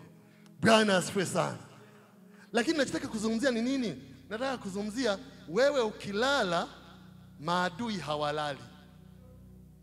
Si walipolala tu ndio walipokwenda kupanda magugu adui alipolala. Ngoja nikwambie kitu kimoja. Unaona kwa mfano mama mchungaji. Unajua mama mchungaji mnatakiwa mumuombee sana. Bwana asifiwe sana. Hebu sema tena amen. Kuna vitu wakati mwingine anashuhudiwa na kuna vitu wakati mwingine anaviona ni vya ajabu sana. Na leo nitakwambia baadhi ya vile. Miaka ya nyuma tukiwa hapa na mara nyingi kuna roho ambazo ninaposafiri huwa zinajaribu kupambana na kanisa na zinajaribu kupambana pia na yeye kwa jinsi moja ama nyingine, kwa sababu anajua asipokuwepo labda kanisa litasambaratika, labda litakufa ama chochote. Kwa hiyo wakati fulani tulikuwa na jengo la maturubai, halijawa kama hivi. Lilikuwa jengo la maturubai. Na unajua tulikuwa tunakaa pale Kisomboko. Na ndio maana kusimama kwa hili kanisa iko neema. Tunajua kabisa kwamba Mungu amekusudia lisimame. Otherwise lisingesimama, lisingesonga mbele. Wewe pia usingekuwa na afya njema. Kuna vitu vimetokea ambavyo tumevishinda na tunaendelea kuvishinda katika jina la Yesu. Kwa hiyo ilikuwa usiku kama saa 8 usiku huko. Akashuhudiwa kwamba nenda kanisani. Nenda kanisani. Na ni usiku jiwe. Alafu ni kule. Unapita barabara hizi, kuna mbwa, kuna hivi, kuna mambo mengine, lakini akashuhudiwa nenda kanisani. Sasa akaona mbona ni usiku sana nini, lakini anapata msukumo nenda kanisani. Na unajua wakati huo kuna mtumishi ambaye tulikuwa naye, alikuja kuondoka, mchungaji Ndikirwa. Wakati ule akampigia simu ule usiku mchungaji Ndikirwa. Akamwambia kwamba na shuhudiwa niende pale kanisani usiku huu. Je, twaweza kwenda wote? Na yeye Ndikirwa akatoka huko kwake, naye akaja kwa huku. Mama naye akatoka huko akapita, naye akaja kwa huku. Na unajua alipofika kanisa lilikuwa hiyo maturubai limefungwa. na unajua lilikuwa limefungwa na mambo mengine. Kwa hiyo kashangaa kuna nini kwani? Wakala labda tunatakiwa ni wito wa maombi au chochote. Kwa hiyo akafungua kanisa. Wakati wanafungua kanisa, wakasikia watu wawili wanaruka nje ya kanisa kwenye ukuta ule ulikuwa na maturubai yamefungwa kama mpaka hapa, maturubai hivi. Maturubai yamezunguka. Jengo lilikuwa kama nusu ya hili. Kwa hiyo akasikia watu wawili wanaruka, wakasikia watu wanaangukia nje ta. Kwa hiyo walipoona kwamba watu wanakimbia na nini, wakasema labda ndio maana tulishuhudiwa tuje, labda ni wezi, labda chochote au nini. Kwa hiyo kaingia ndani. Walipoingia ndani wakampigia simu Elisha na mambo mengine. Walipompigia usiku ule naye akaja. Wakati akija sasa wakiwa ndani hapa kuna giza. Giza saa 8 usiku jue kuna giza kabisa na hatakuwa na umeme, hatakuwa na taa, hatakuwa na umeme, hatakuwa chochote. Kwa hiyo wakaanza kufanya maombi. Kwa hiyo sasa Ndekiro alikuwa na simu ya tochi. Ilikuwa simu ndogo ambayo ina tochi. Kwa hiyo akawa amewasha ile tochi. Kwa hiyo wakawa wanaomba huku ndani. Katika jina la Yesu, Mungu nene wasaidie watu wako huko walipo, walinde na watunze na mambo mengine. Wakati wanaendelea kuomba, ghafla wakagundua kwamba hapa madhabahuni kuna mtu amelala hapa. Kuna kijana amelala hapa madhabahuni.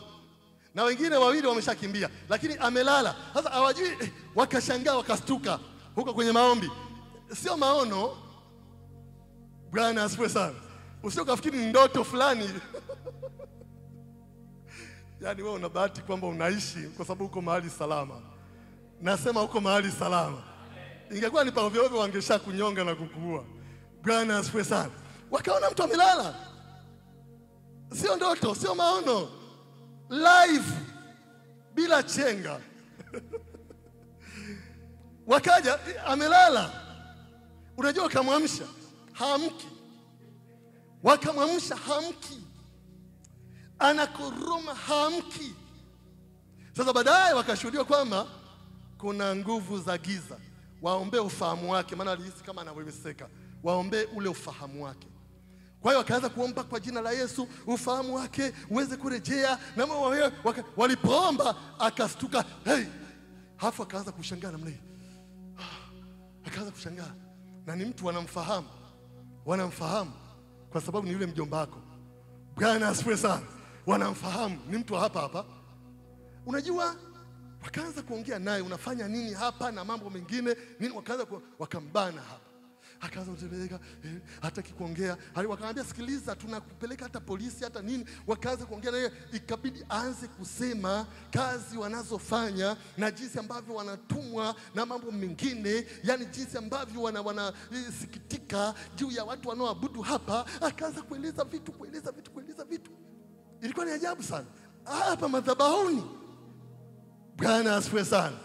Najaribu kueleza hii kwa sababu gani? Kukwambia kuna ulimwengu unafanya kazi. Kuna maisha ambayo yanaendelea mengine. Na hilo ni tukio moja. Liko tukio lingine kidogo lifanane na hilo. Wakati wa tuishi kule, tunaishi hapa ambapo tunaishi. Na unajua tena saa 8 usiku tena. Mama alishuhudiwa hivyo kwamba aje kanisani. Usiku kabisa. Na unajua aliposhuhudiwa hilo tena, akasema sasa itakuwaje, nitakwenda tena kanisani mwenyewe nani usiku, sijui kuna nini. Hivyo tena akampigia Elisha, akampigia mchungaji Ndekiro. Usiku ule mchungaji Ndekiro akapandisha na mke wake. Wakaja na mke, maana ilikuwa ni usiku, wakaja na mke wake. Walipokuja na mke wake na mama yupo na wao mwingine, wao wakafika huku mapema hapa. Mama hajatoka, maana alikuwa hajajua kama wameshafika, wao kama wamefika, na baadaye akagundua kama amefika. Walipofika hapa, wakati wanafungua mlango ili waingie, wakasikia mtu anaruka dirishani. Wakati wa jengo lilishajengwa, jengo alijawa bado na rangi, lakini lilishajengwa, alafu alijawa na madirisha ya chuma na mambo mengine, ilikuwa ni madirisha yako wazi. Kwa hiyo walipoingia wakasikia mtu anaruka kwenye dirisha. Na unajua walishangaa.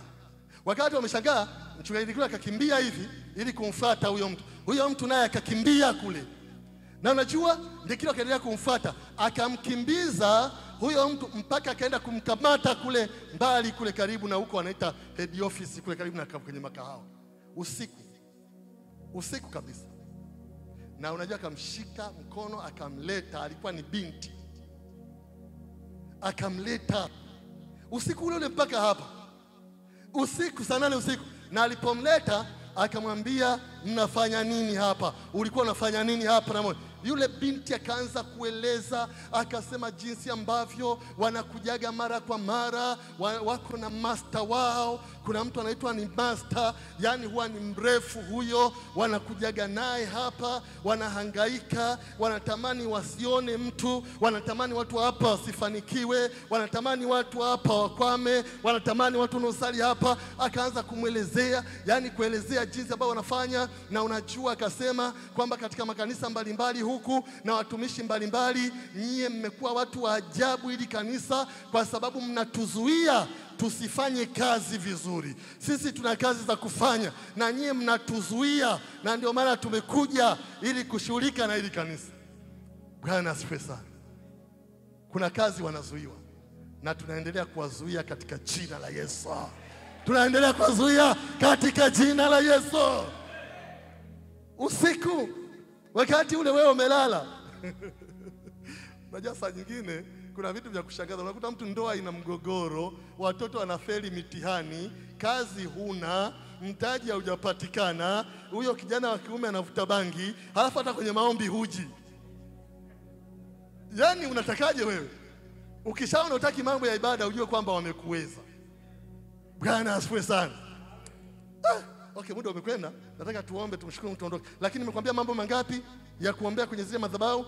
Ya kwanza, kama kuna hofu ya mauti, hofu yote ya kifo. Ya pili, kama kuna vitu ambavyo kila ukifanya unafanya chini ya kiwango, hilo ni jambo la pili. Jambo la tatu, kama unatawaliwa na ndoto mbaya, zile ndoto za kutisha maisha yako. Yani kama unatawaliwa na ndoto mbaya za kutisha maisha yako, za kukuletea hofu, kukuletea mashaka, kukuogopesha, ndoto ambazo zinakufanya utetemeke, ndoto ambazo zinakufanya utembee kwa hofu, ndoto ambazo zinakufanya utafakari niache wokovu ama siache, ndoto ambazo unaota unachinjwa, unaota unafukiwa kaburini, ndoto ambazo, yani ndoto zote mbaya chafu, kama unaota lazima uhakikishe kwamba hiyo unapeleka kwenye ile madhabahu ambayo nimekwambia. Kuna maono ambayo ni mazuri, lakini kuna maono ambayo ni mabaya. Hiyo nimeweza kukwambia pia. Lakini jambo la nne, kama unatawaliwa na matatizo yanayojirudia rudia, yani shida ulizonazo zinajirudia rudia. Wakati mwingine ni magonjwa, leo umeombewa, umepona, baada ya miezi miwili yamerudi. Kesho mlikuwa na mgogoro wa ndoa, mgogoro huo umeenda, mmesuluhishwa na wachungaji na wazee wale wa ukoo na mwenyekiti pia ukoo na katibu, wamewasuluhisheni. Baada ya kuisha, mmerudi kwa amani. Mkikaa kwa amani miezi miwili, ndoa imevunjika tena, mgogoro. Yani matatizo yanayojirudia mara kwa mara. Kama una jambo kama hilo, peleka kwenye ile madhabahu, kama jambo la nne. Jambo la tano, kama unatawaliwa na hali ya kukosa msimamo kwenye maisha, yani maisha yako hayana msimamo, yani hii ni ile hali ya mtu kukosa maamuzi binafsi mpaka watu wengine wakuamulie. Uwezo wako wa kufikiri unakuwa uko chini, huwezi kufanya kitu ambacho ni cha maana, unaathiriwa na jinsi gani unafikiri. Uwezo wako wa kufikiri uko chini, utendaji wako unaathiriwa na ile hali ya kufikiri kwako, kwa sababu iko chini. Ukiona hali kama hiyo, peleka kwenye ile madhabahu. Lakini jambo la sita na la mwisho, kama unatawaliwa na hali ya kukosa amani, yani unakaa hivi, huo uchumba unakosesha amani, unakaa hivi, hiyo ndoa inakosesha amani, unakaa hivi, hiyo shule inakosesha amani, unakaa hivi, mahali ulipo unakosa amani. Yani ukikaa unakosa ile amani ya Kristo. Basi ukiona mara nyingi inatokea hali kama hiyo,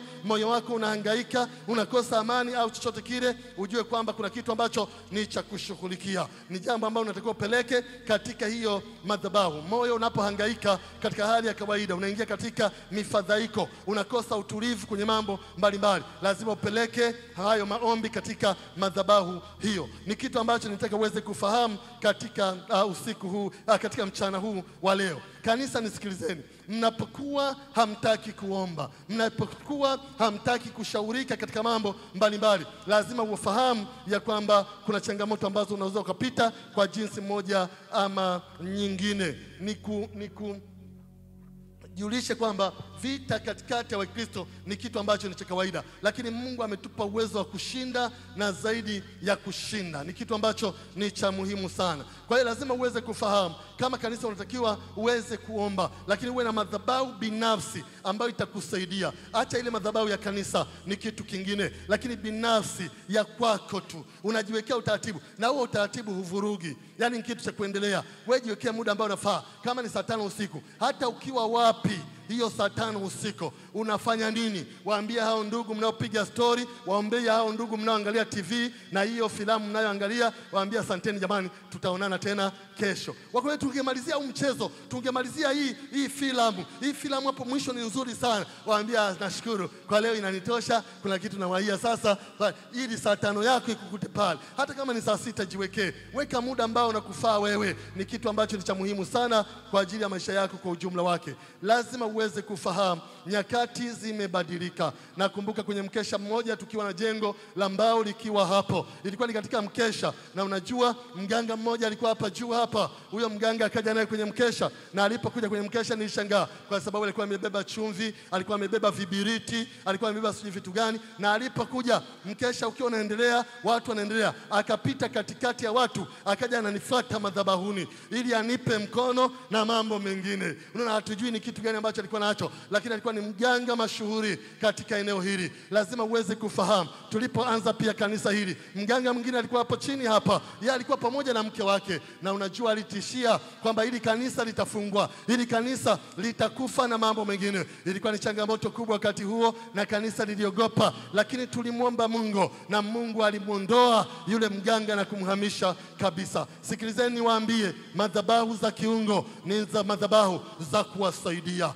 Elia alipojenga ile madhabahu, alipomaliza kujenga ile madhabahu, alipoweka ile maji yanotakiwa na ile sadaka ambayo inatakiwa na kuni ziko pale, akasema Mungu, na ijulikane ya kwamba wewe upo Mungu aliye hai na mimi ni mtumishi wako. Simama katika zile madhabahu, sema Mungu, na ijulikane kwamba uko Mungu aliye hai na mimi umeniokoa na mimi ni mtumishi wako. Ukiwa kwenye ile madhabahu ya nyumba yako, ukiwa katika ile madhabahu ya kazini, ukiwa katika ile madhabahu ya eneo la biashara, popote pale waweza kusimama. Na Elia alipomwita Mungu namna hiyo kwamba ijulikane, ilijulikana. Tatizo la miaka 3.5 lilikwisha mchana wa leo. Tatizo lako la miezi 2 leo ni mwisho. Tatizo lako la miezi 6 leo ni mwisho. Tatizo lako la mwaka 1 leo ni mwisho kwa jina la Yesu. Hebu sema leo ni mwisho.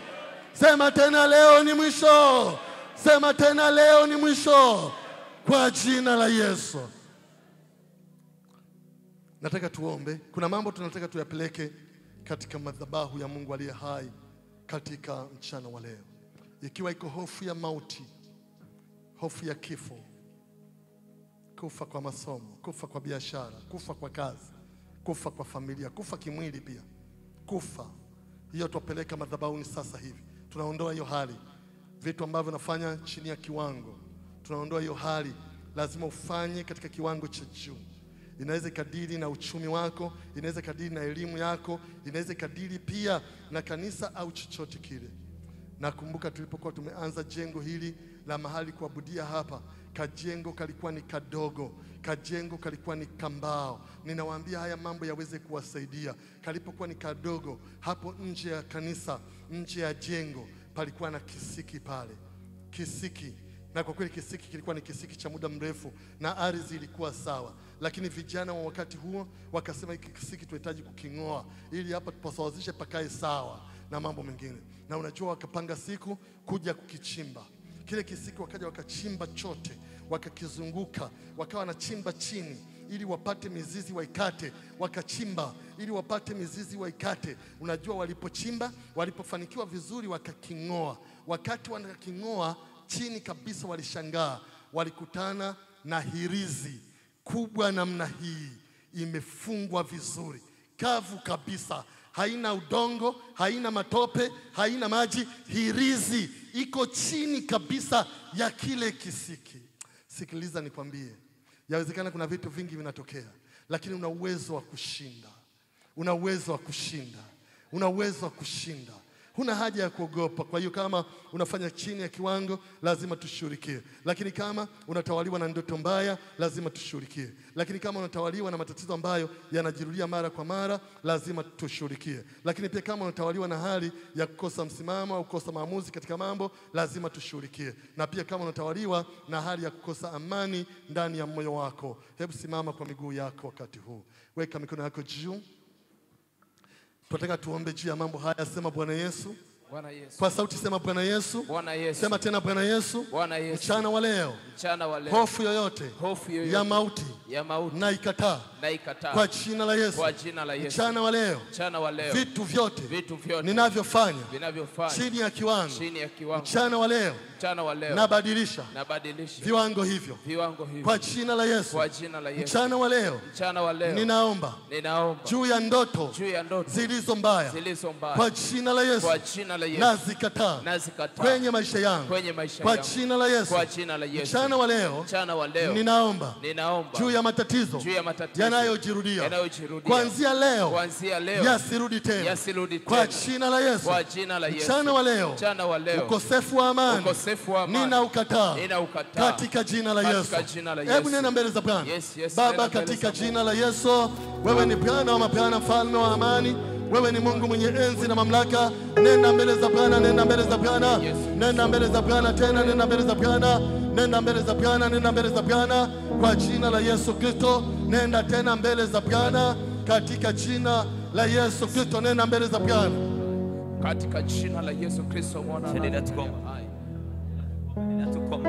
Nenda tu mbele za Bwana, nenda kukataa katika jina la Yesu Kristo wa Nazareti. Kataa tu katika majira ya sasa, kataa. God my Lord.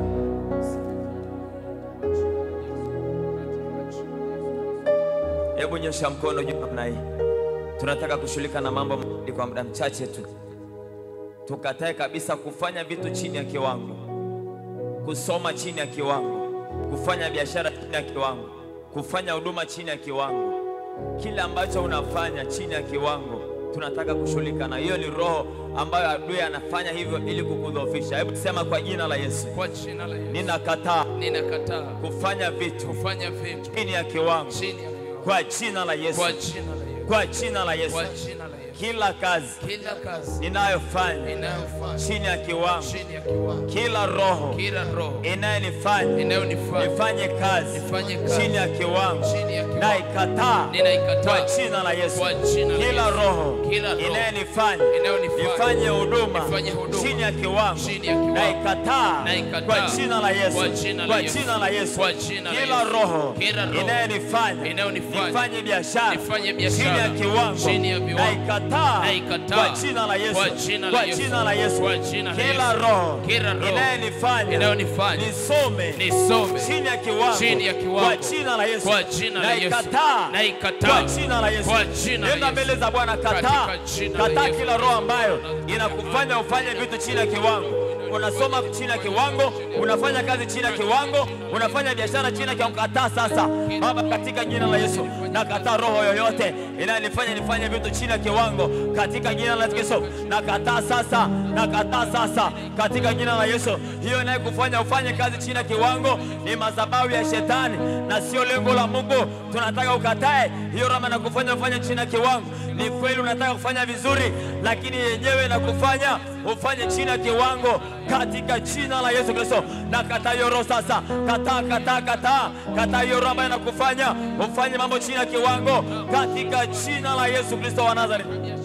Katika jina la Yesu. Ninakataa kila roho inayonishusha viwango ndani ya biashara yangu, kwenye maisha yangu, kielimu, kiuchumi, katika jina la Yesu. Kibiashara ninaikataa hiyo roho, kwa sababu wewe ni Mungu wa viwango, wala sio Mungu wa viwango vilivyo chini. Kwa damu ya Yesu Kristo ninaukataa wewe roho sasa. Ninaukataa wewe roho sasa. Ninaukataa leo katika jina la Yesu. Katika jina la Yesu. Katika jina la Yesu. Katika jina la Yesu. Ninakataa hata kufanya huduma chini ya viwango kwa damu ya Yesu Kristo. Kwa jina la Yesu Kristo. Kwa jina la Yesu Kristo. Kwa damu ya Yesu Kristo. Kwa jina la Yesu. Biashara yangu kuwa chini ya viwango, ninaikataa hiyo roho kwa jina la Yesu. Sema kwa jina la Yesu. Kwa jina la Yesu. Nakataa. Ninakataa. Kuomba. Sema kuomba. Chini ya kiwango. Chini ya kiwango. Kwa jina la Yesu. Kwa jina la Yesu. Nakataa. Ninakataa. Ninakataa. Kusoma neno. Chini ya kiwango. Chini ya kiwango. Kwa jina la Yesu. Kwa jina la Yesu. Ninakataa. Kutoa. Sema kutoa. Chini ya kiwango. Chini ya kiwango. Kwa jina la Yesu. Kwa jina la Yesu. Ninakataa. Kutenda mema. Chini ya kiwango. Chini ya kiwango. Kwa jina la Yesu. Kwa jina la Yesu. Katika jina la Yesu. Kataa kuomba chini ya kiwango. Kataa kusoma neno chini ya kiwango. Kataa kutenda mema chini ya kiwango. Wao wanakuwekea kiwango cha kutenda mema, kiwango cha kuomba wanakuwekea kiwango cha kusoma neno, wanakuwekea kiwango ili usipate maarifa, ili usitoke hapo, wanakuwekea kiwango ili ubaki kwenye hali hiyo. Kataa hicho kiwango kwa jina la Yesu. Siku ya leo, yes, endelea kukataa. Endelea kukataa. Ninakataa kwa jina la Yesu kusoma neno chini ya viwango. Ninakataa kwa jina la Yesu kutoa katika chini ya viwango. Katika jina la Yesu kataa. Ninakataa kuomba chini ya viwango. Ninakataa kusoma neno chini ya viwango. Ninakataa kutoa chini ya viwango katika jina la Yesu. Katika jina la Yesu. Katika jina la Yesu, kwa damu ya Yesu Kristo mwana wa Nazareti aliye hai, ninakomesha kila hali inayonisababisha nisome neno chini ya viwango. Nisome neno chini ya viwango katika jina la Yesu. Katika jina la Yesu. Katika jina la Yesu. Hebu sema tena maneno yasema kwa jina la Yesu. Kwa jina la Yesu. Nakataa. Ninakataa. Roho yoyote inayonivuta ili nifanye vitu chini ya kiwango. Kwa jina la Yesu. Kwa jina la Yesu. Siku ya leo. Sawa sawa. Na neno hili nililojifunza mchana wa leo. Ninakataa mpango kazi wa shetani. Kwa jina la Yesu. Katika jina la Yesu. Hiyo roho inayokuvuta nyuma ili ufanye chini ya kiwango, ikatae. Lazima ukatae kabisa kwa kinywa chako, maana Biblia inasema kwa kinywa mtu kiri hata kupata wokovu. Ukinyamaza utabaki hivyo hivyo, lakini ukichukua hatua za imani itakuwa hivyo na utafanya vitu kwenye viwango vya juu kwa jina la Yesu. Kataa. Katika jina la Yesu ninaukataa roho unayenivuta nyuma ili kwamba nifanye kazi ya Mungu chini ya viwango. Katika jina la Yesu ninaukataa roho unayenivuta nyuma ili kwamba maisha yangu yawe chini ya viwango. Katika jina la Yesu ninaukataa roho unayenivuta nyuma ili kwamba huduma yangu iweze kurudi nyuma. Katika jina la Yesu ninaukataa leo sawa sawa na neno tulilojifunza mchana wa leo. Katika jina la Yesu. Hebu sema kwa jina la Yesu. Kwa jina la Yesu. Kuanzia siku ya leo. Kuanzia siku ya leo. Ninaomba. Bwana. Unisaidie. Nifanye vitu. Kwa viwango vya juu. Kwa jina la Yesu. Kwa jina la Yesu. Niombe. Sema niombe. Kwa viwango vya juu. Nisome neno. Kwa viwango vya juu. Nitoe. Kwa viwango vya juu. Kwa viwango vya juu. Nisome. Kwa viwango vya juu. Kwa viwango vya juu. Kwa jina la Yesu. Kwa jina la Yesu. Kwa jina la Yesu. Dakika mbili kumwambia Bwana hakuwezesha ukitoka. Tumeng'oa, tumeharibu, lakini tunapanda hapo hiyo mbegu njema ili kwamba ufanye mambo juu ya kiwango, ufanye vitu kwa viwango vya juu sawa sawa na neno la Bwana katika jina la Yesu wa Nazareti. Omba tuchukue nafasi kwa dakika chache sasa.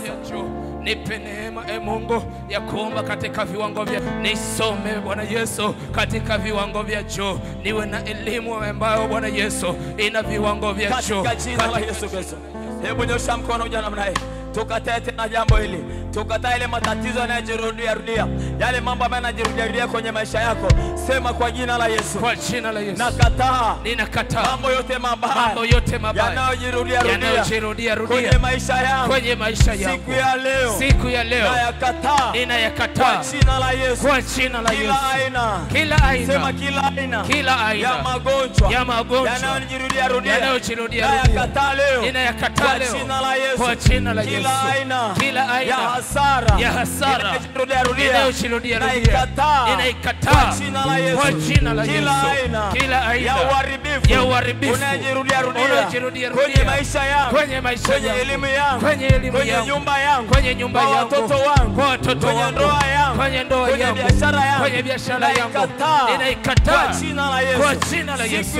Siku ya leo ninang'oa, sema nang'oa, ninang'oa lile shina, ile shina la uharibifu, la uharibifu, sema nang'oa, ninang'oa lile shina, la uharibifu, kwa jina la Yesu, kwa jina la Yesu. mbele za Bwana, ng'oa lile shina la uharibifu ambalo linasababisha mambo yanajirudia rudia.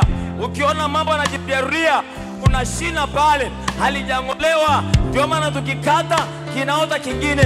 Ng'oa lile shina la uharibifu kwa jina la Yesu wa Nazareti, kwa damu ya Yesu Kristo. Endelea kung'oa, ng'oa lile shina linaloleta matatizo ya mara kwa mara, linaloleta matatizo ya mara kwa mara, linaleta magonjwa ya mara kwa mara, linaleta tabia za mara kwa mara. Katika jina la Yesu tunasimama mbele za Mungu aliye hai, katika madhabahu ya Mungu aliye hai, tunang'oa kila shina linaloleta matatizo ya kujirudia rudia katika maisha yetu, katika jina la Yesu, kwa damu ya Yesu Kristo, kwa jina la Yesu Kristo. Kila shina, kila chanzo cha matatizo, cha mambo ambayo yanaleta uharibifu, yanayojirudia rudia, magonjwa yanayojirudia rudia, siku ya leo tunaling'oa hilo shina kwa jina la Yesu, kwa jina la Yesu. Hasara inayojirudia rudia ikoe sasa kwa jina la Yesu wa Nazareti, kwa jina la Yesu. Hebu sema tena maneno, sema kwa jina la Yesu, kwa jina la Yesu. Ninaenda leo, sema naenda katika ulimwengu wa roho, ili kushughulikia kile chanzo cha matatizo yanayojirudia rudia kwa jina la Yesu. Ninaharibu kile chanzo kwa jina la Yesu. Ninaharibu kile chanzo cha matatizo yanayojirudia rudia kwa jina la Yesu. Na kuanzia leo ninakomesha, sema nakomesha matatizo yote na vyanzo vyote vya matatizo kwa jina la Yesu. Hebu chukua nafasi, komesha vyanzo vyote vya matatizo. Nenda kwenye kile chanzo. Elisha akaenda kwenye chanzo akakomesha, alienda kwenye chanzo kwa jina la Yesu. Katika jina la Yesu, ngoa vyanzo vyote katika jina la Yesu. Tunaving'oa kwa damu ya Yesu, tunaving'oa kwa jina la Yesu Kristo, Bwana wa Nazareti aliye hai.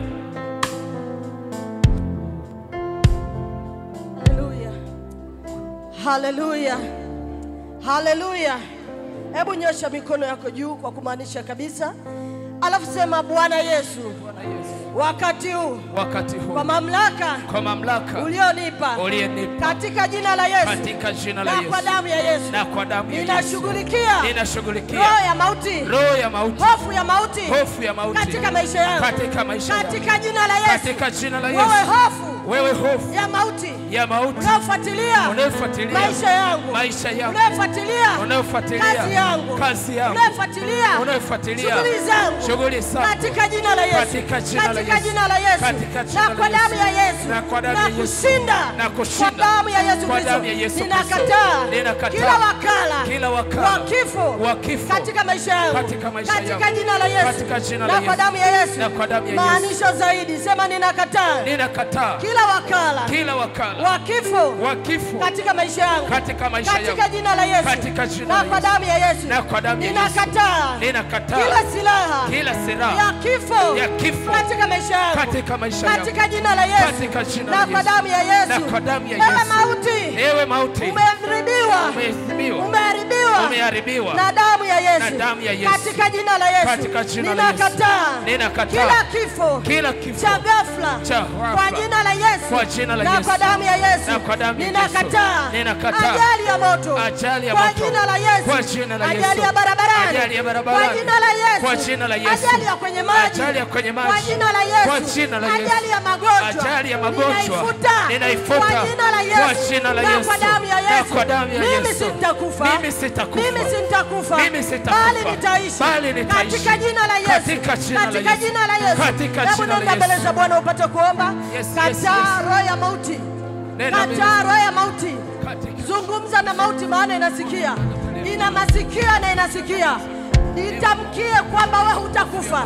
Ikataa ile inayotenda kazi na kuleta magonjwa ikatae kwa jina la Yesu. Maanisha tafadhali, fungua kinywa chako, usifunge. Fungua kinywa chako, fungua kinywa chako, ikatae mauti. Kataa mauti kwa jina la Yesu. Watoto wangu katika jina la Yesu, endelea kukataa roho ya hofu letao mauti. Roho ya mauti ikatae kwa jina la Yesu. Kataa, kataa, kataa. Kataa mauti kwenye biashara, kataa mauti kwenye uchumi, kataa mauti kwenye kazi zako, kataa mauti kwa watoto, kataa mauti kwa familia, kataa mauti kwenye huduma. Kataa kwa jina la Yesu. Kataa kwa jina la Yesu. Ewe mauti, uko wapi kushinda kwako? Kwa jina la Yesu tunakuamuru kwa damu ya Yesu. Hauna mamlaka, tunakukataa kwa jina la Yesu. Hauna nafasi kwenye maisha yetu, hauna nafasi kwenye kazi zetu, hauna nafasi kwa watoto wetu, hauna nafasi kwenye ndoa zetu, hauna nafasi kwenye biashara zetu, hauna nafasi kwenye miili yetu. Kwa jina la Yesu, kwa damu ya Yesu tunaukataa, tunaukataa, tunaukataa, tunaukataa, tunaukataa, tunaukataa kwa jina la Yesu, kwa jina la Yesu, kwa jina la Yesu, kwa jina la Yesu. Hebu nyosha mkono wako juu, tamka maneno haya. Sema ninaondoa. Ninaondoa. Sema kwa kumaanisha ninaondoa. Ninaondoa. Kila mkono wa mauti. Kila mkono unaofuatilia maisha yangu. Kwa jina la Yesu. Kwa jina na kwa damu ya Yesu Kristo. Na kwa damu ya Yesu. Ninaondoa. Ninaondoa. Kila mkono wa mauti. Kila mkono unaofuatilia watoto wangu. Katika jina la Yesu. Katika jina la Yesu. Katika jina la Yesu. Ninaondoa. Kila mkono wa mauti. Kila mkono wa mauti. Unaofuatilia kwenye huduma yangu. Katika jina la Yesu Kristo. Na kwa damu ya Yesu Kristo. Natamka ukombozi wa maisha yangu. Natamka ukombozi wa maisha yangu. Katika jina la Yesu. Na kwa damu ya Yesu Kristo. Hebu nena ukombozi juu yako. Katika jina la Yesu. Zungumzia ukombozi wa Mungu kupitia damu ya Yesu Kristo. Bwana, asante kwa sababu ya watu hawa, kwa sababu kupitia damu yako ya thamani uliishinda mauti, ukaiharibu na kuiondoa katika maisha ya watu wako katika jina la Yesu Kristo. Nami ninaamini kwamba Bwana utawatunza, watakuwa salama, kwa maana mauti imeangushwa na kuharibiwa katika jina lipitalo majina yote, jina la Yesu Kristo wa Nazareti. Hebu nyosha mikono yako juu, sema katika jina la Yesu. Katika jina la Yesu. Ninakataa. Ninakataa kila ndoto mbaya. Kila ndoto mbaya inayonifuatilia wakati wa usiku. Kwa jina la Yesu. Kwa jina la Yesu. Na kwa damu ya Yesu Kristo. Na kwa damu ya Yesu. Wewe mwanamke. Wewe mwanamke. Unayenifuatilia. Kwa njia ndoto. Siku ya leo. Na kupiga. Kwa jina la Yesu. Kwa jina la Yesu. Na kwa damu ya Yesu. Kila muuaji. Kila muuaji. Anayenifuatilia. Kwa njia ndoto. Kwa njia ndoto. Ninakufahamu. Ninakufahamu. Wewe ni pepo mchafu. Wewe ni pepo toka nje. Toka nje. Kwa jina la Yesu. Kwa jina la na Yesu. kwa damu ya Yesu. Na kwa damu ya Kila Yesu. mnyama. Kila mnyama. Anayenikimbiza. Kwa njia ndoto. Kwa njia ndoto. Siku ya leo. Siku ya leo. Ninamfukuza. Kwa jina la Yesu. Kwa jina la Yesu. Na kwa damu ya Yesu. Na kwa damu ya Yesu. Katika jina la Yesu. Katika jina la Yesu. Katika jina la Yesu. Najitenga na watu wote waliokufa. Kwa jina la Yesu. Kwa jina la Mimi Yesu. sio mfu. Mimi sio mfu. Mimi sio mfu. Mimi sio katika jina la Yesu. Na kwa damu ya Yesu Kristo. Hebu kataa kila ndoto mbaya. Katika jina la Yesu. Kataa kila ndoto mbaya. Katika jina la Yesu. Kataa kila ndoto mbaya. Tafadhali usinyamaze. Ile ndoto unayoikumbuka ambayo yote inakutisha, ikataa, ishughulikie sasa kwa jina la Yesu. Hebu twende tuombe. Katika jina la Yesu, nenda mbele za Mungu, kataa kila ndoto ileta uharibifu katika jina la Yesu. Ndoto zingine huonekana njema, lakini ndani yake kuna uharibifu katika jina la Yesu Kristo. Ninakataa kila ndoto ileta uharibifu, ndoto ziletazo magonjwa, ndoto ziletazo mauti, ndoto ziletazo uharibifu hata wakihuduma katika jina la Yesu. Ewe ndoto, ninaukataa leo, ninaukataa sasa kwa jina la Yesu. Ninamkataa na wale mawakala wanaotumika kwa njia ya ndoto kwa jina la Yesu. Ewe mawakala, ninawakataa leo kwa jina la Yesu, kwa damu ya Yesu. Hamna nafasi wala wakati katika maisha yangu katika jina la Yesu, wala kwa watoto wangu, wala kwa familia yangu, wala kwa uzao wangu, wala kwa ukoo wangu, kwa jina la Yesu Kristo, kwa jina la Yesu Kristo, kwa jina la Yesu Kristo. Haleluya. Hebu naomba unyoshe mikono yako juu, alafu kufunga macho yako. Nataka niombe kwa ajili yako Bwana Yesu, ninakushukuru kwa ajili ya watu wako hawa.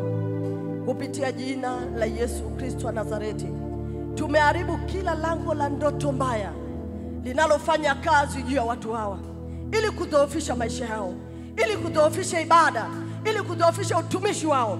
Katika jina la Yesu Kristo na kwa damu ya mwana kondoo, napiga huo utawala wa giza na kila chochote kinachofuatilia kwa njia ndoto. Katika jina la Yesu Kristo, majinamizi yote yanayofuatilia kwa njia ndoto, mapepo yote yanayofuata na kuwakaba, napiga moto kwa jina la Yesu na kwa damu ya Yesu Kristo. Wewe unayekuja kama muuaji, wewe unayekuja ukitangaza kifo, ninazungumza na wewe kwa jina la Yesu Kristo wa Nazareti. Wewe unayekuja na matangazo ya kifo katika maisha yao kwa njia ndoto, napiga kwa jina la Yesu na kwa damu ya Yesu Kristo. Ninakataa utawala wote wa kichawi unaotenda kazi katika ulimwengu wa roho. Kila mikoba waliopewa na mabibi, waliopewa na mababu, waliopewa na utumishi ule wa giza waliopewa, ninauharibu leo. Ninaharibu mikoba yao, ninaharibu vitu vyao walivyopewa, kila mikoba, kila nyenzo walizopewa, mishale na mikuki katika ulimwengu wa roho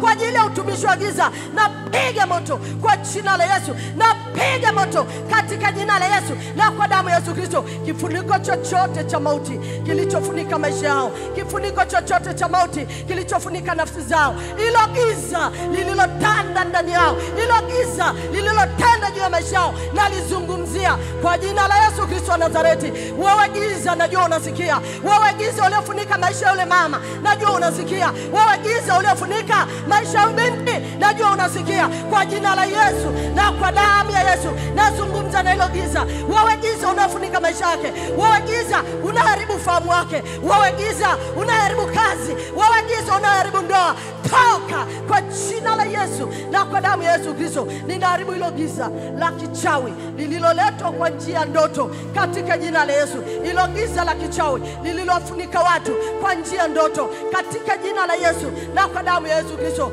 Kila nguvu ya giza inayotenda kazi katika macho ya watu kwa namna ya kichawi ili kuwadhoofisha watu, ninapofua hayo macho ya kichawi katika ulimwengu wa roho katika jina la Yesu na kwa damu ya Yesu Kristo wa Nazareti.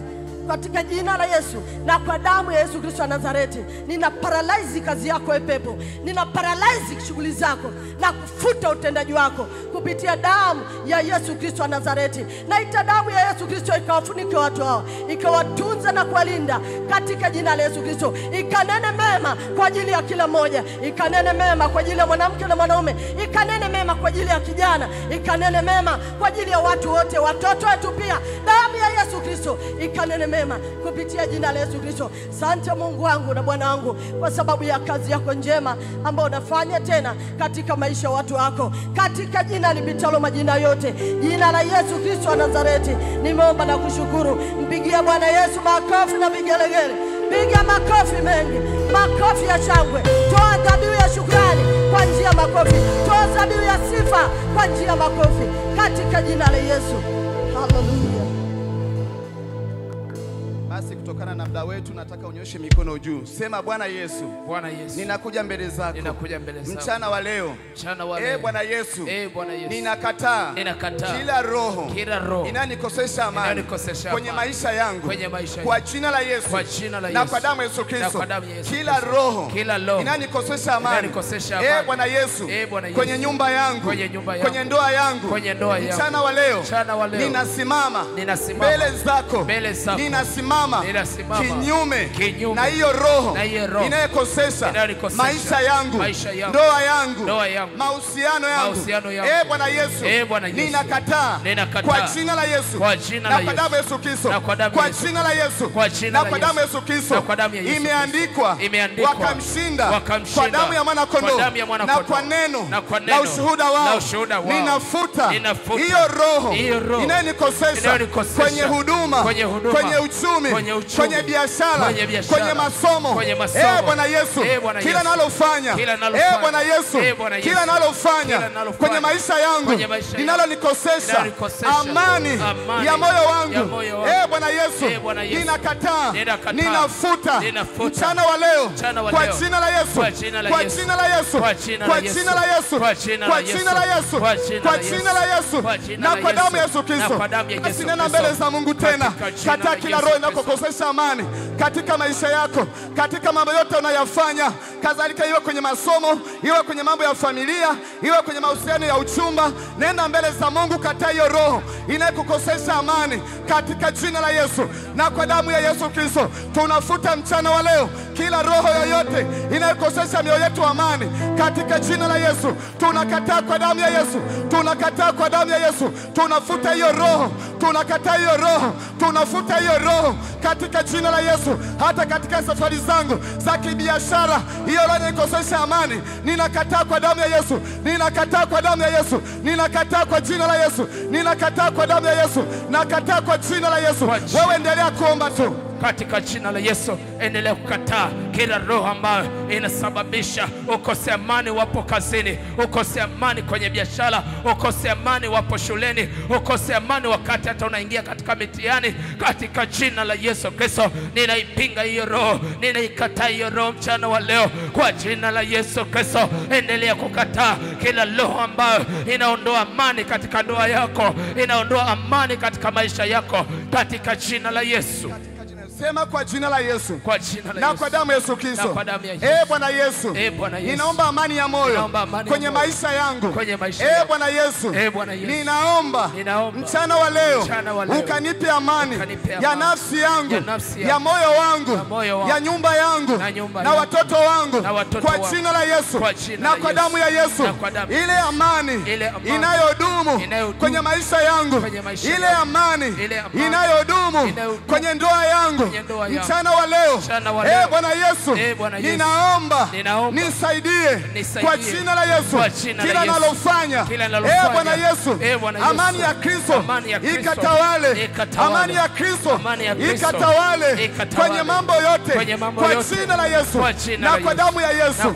Mchana wa leo ninasimama kukataa kila roho iliyosimama, iliyowekwa, inayofanya kutokuwa na msimamo wa maisha, wa kazi, wa biashara. Bwana Yesu, ninakataa hiyo roho inayosimama kwenye maisha yangu, inayonikosesha kuwa na msimamo katika kanisa langu. Bwana Yesu, ninaikataa. Sema ninaikataa, ninaikataa kwa jina la Yesu, kwa jina la Yesu, kwa jina la Yesu, kwa jina la Yesu, kwa jina la Yesu. Hiyo roho ninaiamuru, toka kwa jina la Yesu, toka kwa jina la Yesu. Hiyo roho inayonitesa ya kutokuwa na msimamo katika mahusiano ya uchumba, ya ndoa, ya marafiki walio sahihi, mchana wa leo naikemea. Toka kwa jina la Yesu, kwa jina la Yesu, na kwa damu ya Yesu.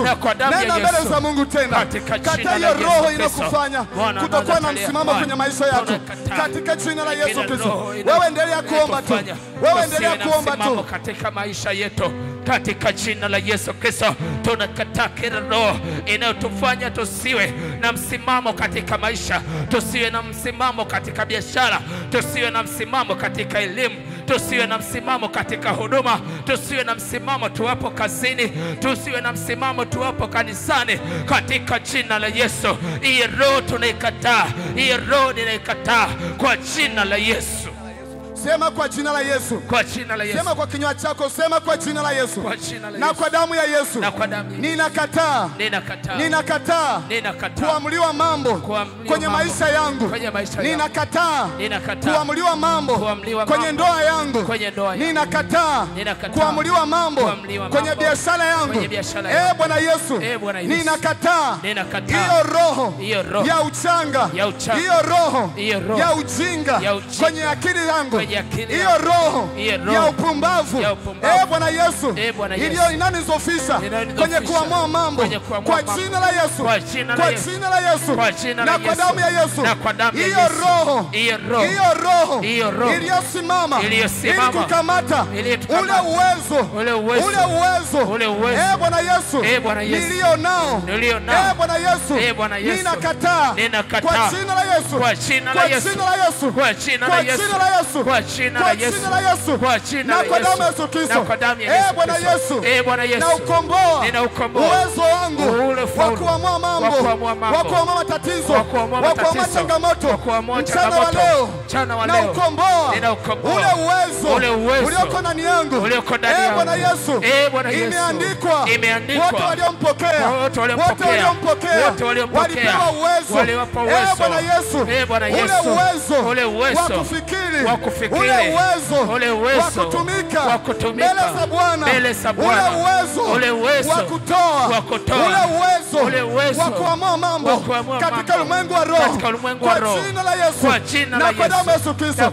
Nenda mbele za Mungu tena kajiombe. Mungu akupe uwezo wa kuamua vitu. Mungu akupe uwezo wa kuamua matatizo na changamoto mbalimbali katika maisha yako. Wewe nenda mbele za Mungu akupe neema hiyo. Nenda mbele za Bwana akupe neema katika jina la Yesu Kristo. Baba, tunaomba neema yako. Baba, tusaidie mchana wa leo. Ukatupe uwezo, Bwana Yesu, wa kuamua mambo yetu wenyewe katika jina la Yesu, katika jina la Yesu, katika jina la Yesu. Baba, achilia nguvu ndani yetu. Tupe uwezo na neema kutoka kwako, Bwana, katika jina la Yesu. Tunakataa kila uchanga wa ufahamu na akili. Tunakataa kila uchanga katika jina la Yesu. Tunakataa kwa damu ya Yesu. Tunakataa kila tabia isiyoweza kuamua mambo katika jina la Yesu. Endelea kumwambia Mungu akupe neema, uwe na uwezo wa kujisimamia, uwezo wa kuamua mambo. Sema Bwana Yesu. Bwana Yesu. Sema Bwana Yesu. Bwana Yesu. Mchana wa leo. Bwana Yesu. Ninaamini kwamba wewe Yesu umesikia. Mchana wa leo. Ninaamini iko nguvu na uko uweza ndani yangu wa kujisimamia mwenyewe kwenye mambo yote, kwenye kila jambo ninalolifanya kwa jina la Yesu. Ninatangaza ule ushindi wa Yesu Kristo kwenye maisha yangu, kwenye kila jambo nilifanyalo kwa utukufu wa jina la Yesu. Wote tuseme amen. Basi tunaweza kumshangilia Yesu kabisa kwa makofi. Piga makofi mengi, piga makofi mengi, piga vigelegele tena. Nasema piga makofi zaidi. Wakina mama vigelegele. Wewe ni mshindi. Hebu geukia watu wawili waambie wewe ni mshindi. Mwambie na mwingine wewe ni mshindi. Weka mkono wako mmoja juu, mmoja weka kifuani. Bwana Yesu, nasema asante kwa yote yaliyofanyika katika siku ya leo.